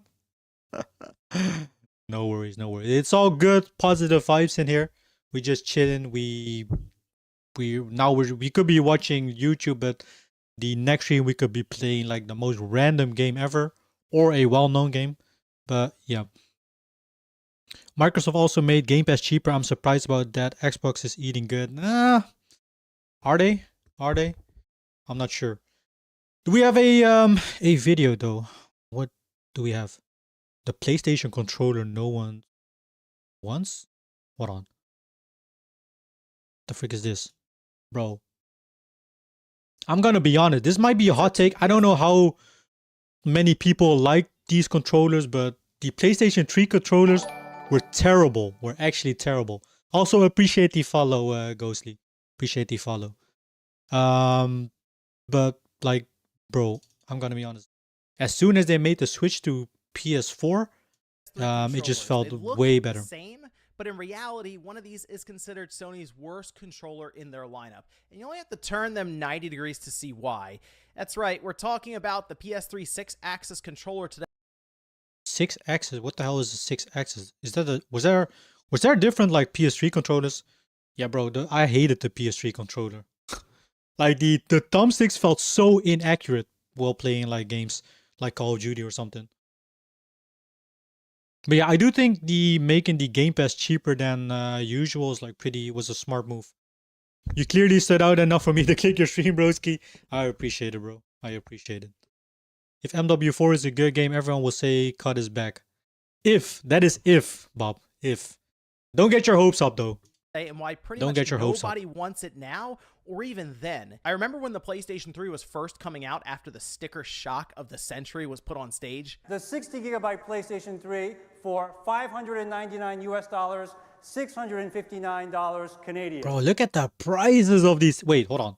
That's actually almost the same price as a PS5 when it released. Bro, it's even the same price with the price increase, I think. Well, kind of. Sony spent a lot of time justifying the price point with different futuristic features the console would have. The funny thing is though, like when I played like the PS2 back in the day with like my brother and stuff on the console, I didn't have like that much issues, but I don't know, maybe I wasn't playing like as much shooters from the controller as I did on the itself. PS3. I can move this controller in 6 degrees of freedom using my hands. I agree, PS3 controller are garbage. You feel so plastic. I also didn't like them, but I think that was just a personal skill issue. Hey, that can be. Could be, who knows. What games do you like to play, Ghostly? What games are you into? As the entire The PS3 is a good console. I only don't like the controller. Yeah, the PS3 itself was a good console, but the controller was hot garbage. It was an interesting concept. It was hot garbage. We were just coming off a generation where a wired controller was standard with the PS2, and third-party wireless controllers just felt off. Now, we not only have a wireless controller, but it can control things on screen without even pressing a button or moving a stick. It was that sense of next gen without just being about the graphical upgrade, which was just obvious going from the PS2 to the PS3. The naming of what was really just gyro controls was Sony's marketing machine at work. 6-axis, from what I can tell, refers to the 6 degrees of freedom with the 3 different axes. So not technically 6 axes. I do like the term 6-axis though, because spelled backwards, it's still 6-axis. That's at least a nice touch. Either way, gyro controls being baked into controllers is something that's still around today, and in fact is preferred by many gamers in some cases like certain shooters. So this wasn't— What? Wait, do gamers or do like some people actually prefer gyro controls? I hated gyro controls. I never liked them. Bro, it didn't make games more accurate for me. Like, do people like really like the freaking moving your stick in a in a certain way, but and like aim in games? Really the issue for the controller. Something else though was mentioned in this presentation. Now this controller, PS4 controller was better. It was. The PS4 I felt like the PS3 going from the PS3 controller to a PS4 was like such a good like freaking change. So I'm not a huge gamer, but GTA and that one Marvel fighting game and some others, I suck at names. Hateful words there, mate. They weren't that bad for what I remember. True. Wait, what? Marvel fighting game? Marvel fighting game? It's actually lighter than the analog controller. I don't know what Marvel fighting game you're talking about. GTA is a classic though. Are you looking forward to GTA 6?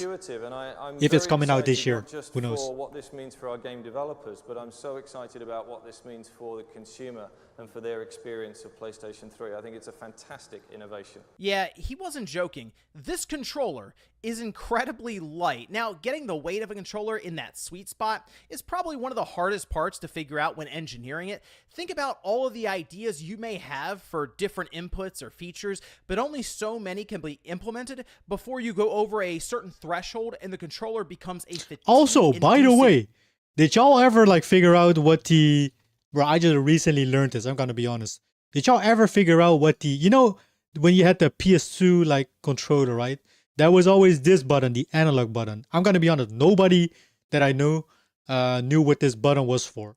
I just recently freaking learned that this apparently is for Like you can turn this off for games that don't require a analog stick. And like and for example, you could use the PlayStation 2 controller on a PlayStation 1 and like I don't know if vice versa it was that was the case as well. But you could play PS1 games on the PS2. And obviously the games on the PS1 didn't have like an analog stick. And there was this button for like if you turn on this, if you like click this button and it would like I think it was a red light coming out of this, it would like activate the analog buttons. If you would like press it again, it would like go off and it would like turn off the analog buttons, bro. I was mind blown. I was mind blown when I freaking saw that at first. It was like Street Fighter, but with Marvel characters. Marvel fighting. I know a new Marvel fighting game is coming out, but was there another fighting game? Like, are we talking like actual fighting games? Marvel versus Capcom? I have no clue. I don't know much about fighting games except for I guess Tekken. This is probably my favorite fighting game, even though I'm not good at it. Maar ik vind 360 controller dat was echt goed. The 360 controller was fire. It was pretty good. I definitely preferred the Xbox 360 controller over the DualShock 3. I typed it in Dutch because I don't know how to say it in English. That's fine, bro. But I found the 360 controller to be the best. It was really good. Oh, I was like, dang. It was actually quite graphic, though. It's like neck snapping and shit, crazy game, but it had Marvel and DC characters. Marvel and DC crossover fighting game, perhaps. Oh wait, are you talking about Injustice? Injustice is like from the same makers as Mortal Kombat, and they used DC characters, I believe, not Marvel, I think. But this one with like the Joker, you had Batman and I think Superman as well. That one was pretty popular. Injustice, yeah. I never really played like Mortal Kombat or those games. Only Tekken, as with fighting games. Mammoth. Make the controller too heavy and it could become uncomfortable. I never owned a 360 console. I just played 60 console in my friends and 360 controller felt good. Use in longer play The sessions. 360 controller case, was though, very good. Hold on. Best controllers. No wait. I'm ranking all console controllers. Ranking every PlayStation controller. Hold on. Ranking the greatest video game controllers. Today we are going to be ranking some of the greatest controllers of all time. Let's get into it. Okay. Bro, the Nintendo 64 controller has to be like bottom tier. I'm gonna be honest. That like third stick that it had in the middle, big pause, was like the weirdest like decision ever. All the way. Fat Xbox controller, that's a D. SNES, that's an A. PS4, easy S tier. Sega Genesis Saturn controller, that's a B tier. Original Genesis, that's a D. Wii U, that's a B. PS1. Wait, is the Wii U even considered a controller? Isn't that like a whole device or console? I just played 360 console. I once played it against my nephew and I generally got anger issues in those rounds, bro.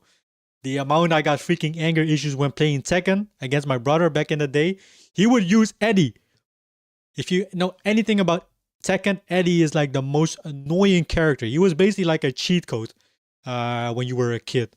Like playing. You have to like mash like buttons like kick, spam kick moves and stuff. And he was like so hard to hit. He was like doing a capoeira style, like a sort of like I think it's Brazilian. Was the most annoying shit ever. I was like so mad. Controller for the Switch is an easy S tier. Original PS1 controller, that's a C. PS2 controller, that's also a B. GameCube controller, easy S tier. S tier. Hell yeah. NES, gonna put that by the A, and then the N64. That D tier. Go in the C tier. What? I would put it in D tier. I mean, it wasn't a. If you would like literally like cut off one freaking like side of the controller, it would be a fine controller. Although the stick was horrible on this though. The stick was horrible. Dreamcast controller, we're gonna put it a B. The Wii and Nunchuck, that's a C tier. The DualShock 3, horrible triggers, that's a terrible D tier. controller. Newer, slimmer version of the Xbox controller, that's an A tier, and the Xbox One controller S is tier. an S tier. Bro, Xbox makes good controllers though, let's be honest. Xbox make very good controllers. I just played 360 console in my friend's house and 360 controller felt good. Sorry, I typed too fast. No worries, Bob. Yeah, the 360 was a legendary console. Video game power buttons tier list, starting with... Okay, what else do we have? I used to play with my older bro as well, but I spammed any button because I didn't get the buttons at all.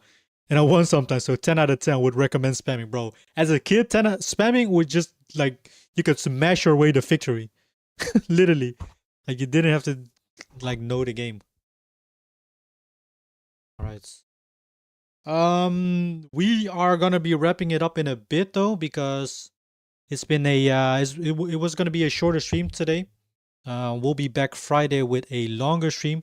We're gonna be playing some games. Maybe start a new game. I'm thinking about maybe Resident Evil 1 to start, but yeah, to be honest, I'm not sure yet. Let's see. Is there any like interesting video? Hold on, this one is actually very interesting. AliExpress. I had to dip either way. I'm gonna see y'all later. Peace. No worries, Ghostly. Thank you for stopping by. I appreciate it, and have a good one. I'm assuming it's like pretty or evening as well for you. So have a great rest of your night, bro. Take care. Express is one of the weird. Okay, this is the last video that we're gonna watch, and then we'll wrap it up. Weirdest places on the internet. I built the most powerful $500 PC using only AliExpress. Video by Electron. One of the best places to buy PC There parts ain't for no cheap, way. and it's They're making better PCs also on AliExpress than my actual PC. I'm joking. the best places to get scammed. Don't make fun which of is me. why nobody with a brain would build a fully AliExpress gaming PC. Good thing I don't have a brain. So for the past month, I've been digging through hundreds of AliExpress listings to build the fastest possible $500 AliExpress only PC. And after multiple refunds, interesting conversations with Chinese Low-key? Didn't they also like sell like actual like parts or Nvidia GeForce parts on AliExpress? I could be tripping, but like AliExpress is like sometimes it feels like, or at least it looks like legit like stuff on it. and getting my credit card frozen. This somehow ended up being the best price to performance PC I've ever built. Ain't no so way. let's start with the hardened core of the PC, the CPU. Currently, the majority What are we of the putting most in? popular games in the world are CPU intensive, so this was not a component that I was willing to compromise on. And the rest of the build is going to be budgeted around it, so we can't just pick a trash processor here. But before I even started the challenge, I knew that I was either going to get a Ryzen 5 5600 or a Ryzen 5 5600X. It's just been the meta for these types of budget builds. Wait, what? Did he say he ordered them or? Processor here. But before I even started the challenge, I knew that I was either going to get a Ryzen 5 5600 or a Ryzen 5 5600X. It's just been the meta for these types of budget builds for the longest time. And since they are so similar, the only thing that would make me swing one way or another is the price. So seeing that the Ryzen 5 5600 was gonna drop down to $88.92. Bro, you got legit freaking CPUs on AliExpress. How? In just 2 days, best believe I immediately added that to my cart. Of course, I would have loved to be able to snag a 5600X for $100 or a 5700X for $106, but is this remember, a good price? At this price point, you can't just make a $10 or $20 upgrade like that because it compromises the entire rest of the build. Spending $10 more on what is basically no difference is just not worth it. And as you'll see later in the video, the performance that you get out of the 5600 is insane, and it still leaves plenty. Can you check out 8-bit dough? Ultimate 2C wireless. That's my favorite controller. It's the best controller in my opinion. I think you've mentioned that before that you use that. 8-bit Ultimate 2C wireless. 8-bit dough Ultimate. Yeah, this one. It literally looks like an Xbox controller. It looks very comfy. I mean, if it's got the design like an Xbox controller, you already know it's gonna be comfy as hell. Whoa, this one looks cool though. The Black Myth Wukong one. Hell yeah. Wait, it even has a third freaking trigger? That's cool. Plenty of money to spend on the rest of the build. Something that I am willing to compromise on though is the CPU cooler. We are not going to buy a water cooler with a screen for a 5600. So I chose the literal cheapest CPU cooler that still looked usable. Not much to say about it, it's simply the cheapest CPU cooler that would work with the 5600. Another $11 thing that I was dollars. also willing to compromise on is the motherboard. Now, if you know anything about PC building, you'll know that even though the motherboard connects every component together, it contributes basically nothing to performance at all. And for that reason, this was the one component that I did not expect to be such a pain in the ass to find. But of course, this was the one component that ended up being a pain in not just one, but both of my cheeks. With the motherboard, usually the only thing you have to worry about is if it's compatible with the rest of your parts. Except I'm on AliExpress, so I also had to worry about getting scammed. If they say they have exactly 10,000 motherboards in stock, they actually have 0 and they're going to scam your dumbass if you buy it. So obviously I went with the cheapest possible motherboard that would still support my Ryzen 5 5600. Again, we are trying to build the most powerful gaming PC using AliExpress, not just a fast one. And if I can save myself another $15 by getting an A320M instead of a B450M,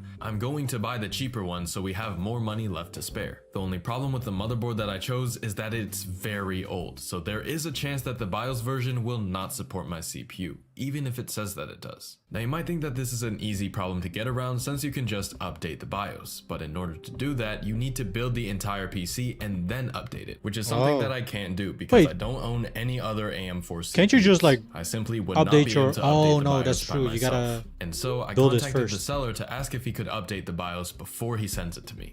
Unfortunately for me, all I got was an automated reply. This was not an actual human responding to me, so at this point I thought I was cooked. I simply cannot take the $40 gamble in case the motherboard straight up doesn't work with my CPU.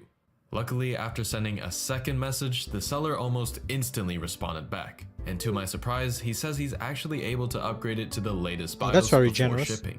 And then he types out the terms and conditions. Like, what does this even mean? October 1st to October 7th in our country? Who asked? I'm not gonna lie, I was very confused. Like, am I only allowed to place the order on October 6th? The seller then asked me which motherboard I needed as if I didn't already tell him. Did you not just confirm that you could update the mother...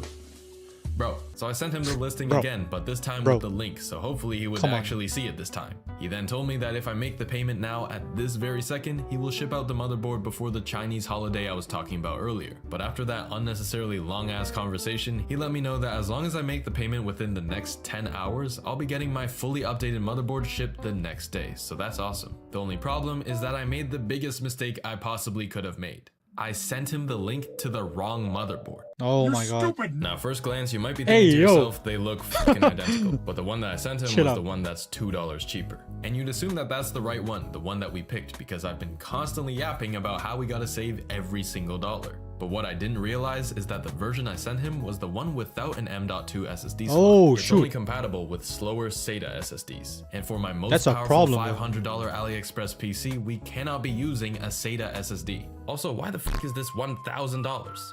Who the fuck is buying this? Anyways, the point is we need that M.2 slot, but because my dumbass sent him the link to the one that doesn't have it, I made this very respectful man update the BIOS for the wrong board, and that means I have to wait until October 6th for him to update the right one and ship it out. But that's okay, we now know exactly what motherboard we're gonna go with, and for $47.85 including shipping, that is an incredible deal for a motherboard. And that's not to mention the fact that we don't have to pay any taxes, and the shipping cost is only $4. It costs more to ship from the US to Canada, and we're literally on top of each other. I wonder how much Fact, it's actually costs like more to ship from Canada to Canada. What kind of black magic?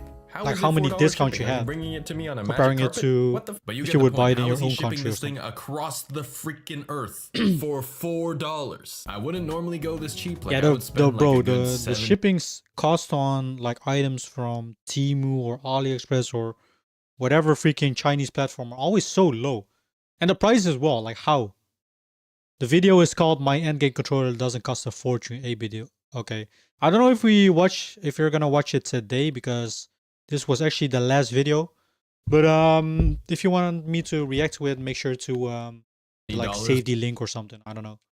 for an AM4 So we can watch it motherboard, next stream. But again, this is one place that I'm willing to compromise my money on, and as long as the motherboard works, we got an absolute steal right here. Except we didn't get the CMOS battery, which every motherboard is supposed to have. Hopefully we don't run into any more problems with it later in the video. But of course, the board would be nothing without the RAM, so logically, I tried to find the cheapest RAM possible. For this build to be the absolute fastest $500 AliExpress build, I was not going to settle on no 2133 MHz RAM. It's usable, but if we just go for 3200 MHz, we're going to get a whole lot more benefit for not much more money. And looking back at this decision 1 month later, now that RAM prices are going absolutely nuts, this was definitely the right move. But just like the Mobo, the RAM also ended up let me just skip and if you don't click on the a bit listing, forward.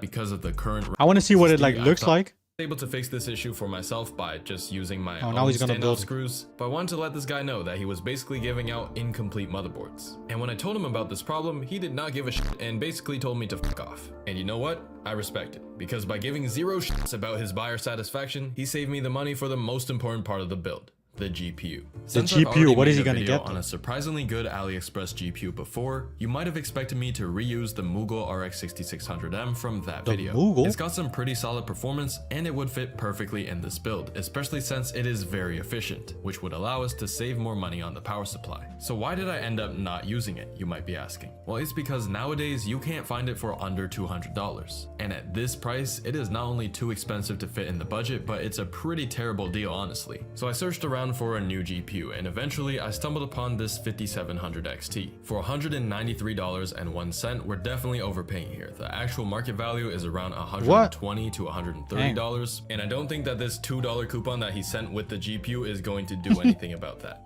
He literally gave me a 1% off coupon. And the best part is that after I left $2, that's a W in my book. Shit. My guy, I hope you end up in the deepest depths of heaven. You like that positivity?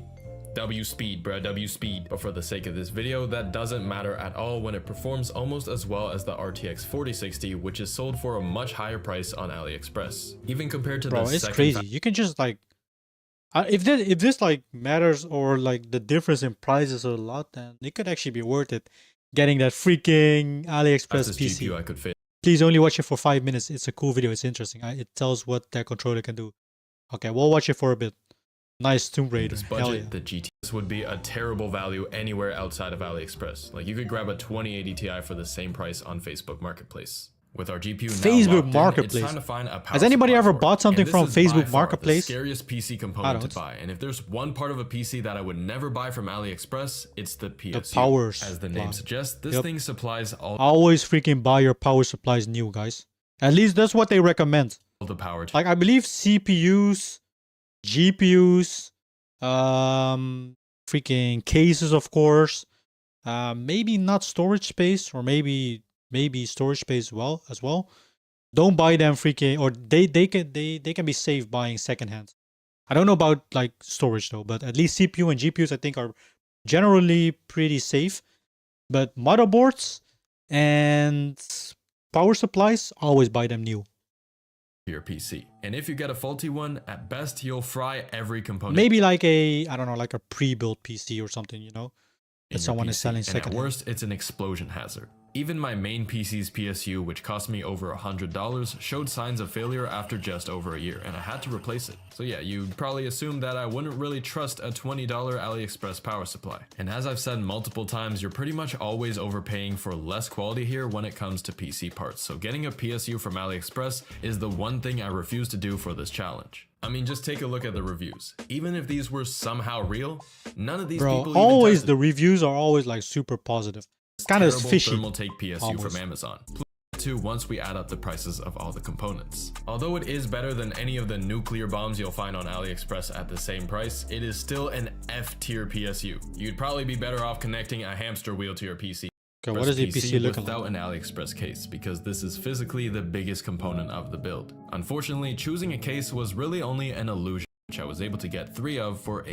You might remember that earlier I said that I only kept this power supply for one specific reason, and that's because they gave me a $978 partial refund as I was unsatisfied with the product, and that tiny partial refund brought the total cost of the build down to $488. But despite my dissatisfaction with the PSU quality, I was very satisfied with how well this PC runs games. Not quite as satisfied with the aesthetics, but who cares?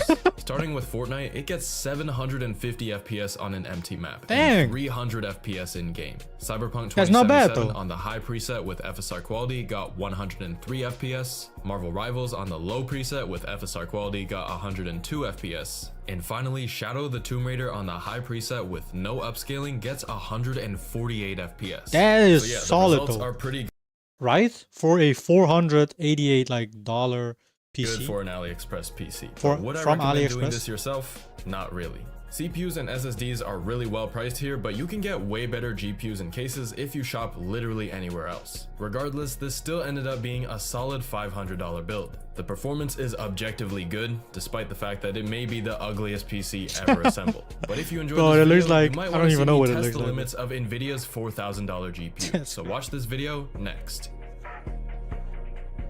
Dang. Sick. All right, let me just quickly watch. I'm not gonna watch the whole thing, Bob, but let me just do this. Bro said yippee.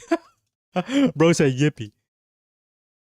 Okay, my endgame controller doesn't cost a fortune. We need to talk about one controller in particular. Oh, he has the that's Black Myth completely Wukong version as changed. well. Let's just hop right in. Device. You get a lot of different colors. Like the mint one here, there's peach. This means that this controller in particular is very responsive. And if you're looking at latency inside the box, let's open one and take a closer look. Look how nice this thing looks. Dang, this is a fantastic that one design in for particular, the controller. Black Myth Wukong, Wow. Their USB looks dongle freaking is slick. also really good quality. This is what we're going to be using for most of these tests that I'm going to run with it. It's worth noting as well, unlike the KK3 Max from Gully Kit, KK? I haven't had any cutouts using this so far. Taking a quick look at the controller itself, it looks a bit like a mix between the Xbox 360 controller and the Nintendo Switch Pro controller. nice analog triggers. It looks a some bit more clicky like bumpers. chibi These aren't too clicky. than I'm not the really Xbox a fan controller. of clicky bumpers in general, but they're nice and they work well. You get some rubber membrane face buttons. There's a good amount of travel to them. They're not too loud either. I actually really like these. And you get a nice rubber membrane D-pad. And this is a little unique compared to a lot of other D-pads that I've looked at. It almost feels like there's little switches under here. And that makes it much more responsive. Because the triggers also use those, this makes this The third much more trigger, what is that responsive used too. for? The joysticks also Are have those a like really nice replacements rubber cap for to them. back They have a pedals? silver stem and there's some red on the bottom with a matte black coating on the joystick caps.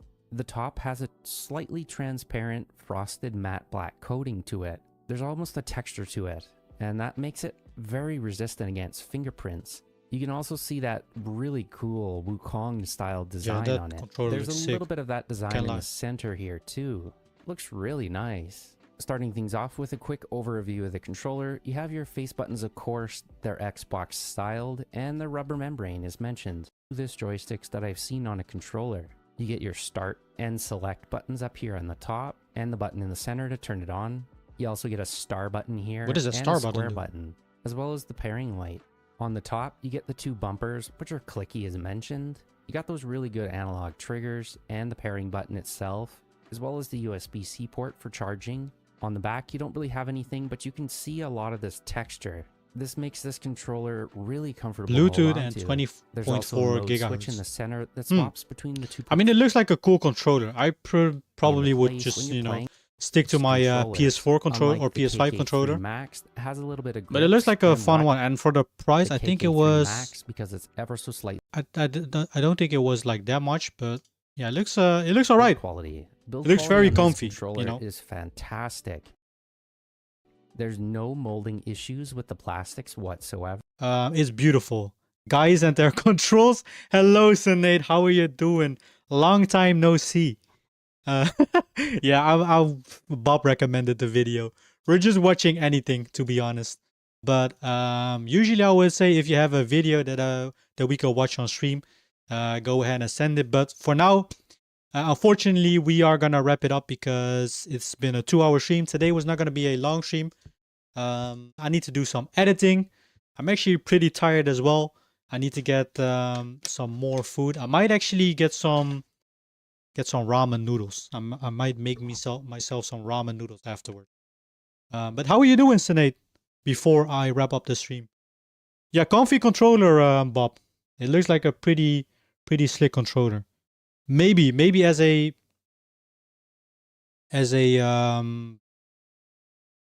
maybe as a replacement controller or a backup controller. When 8-hour stream, full-time stream, guys, I need more support from y'all. If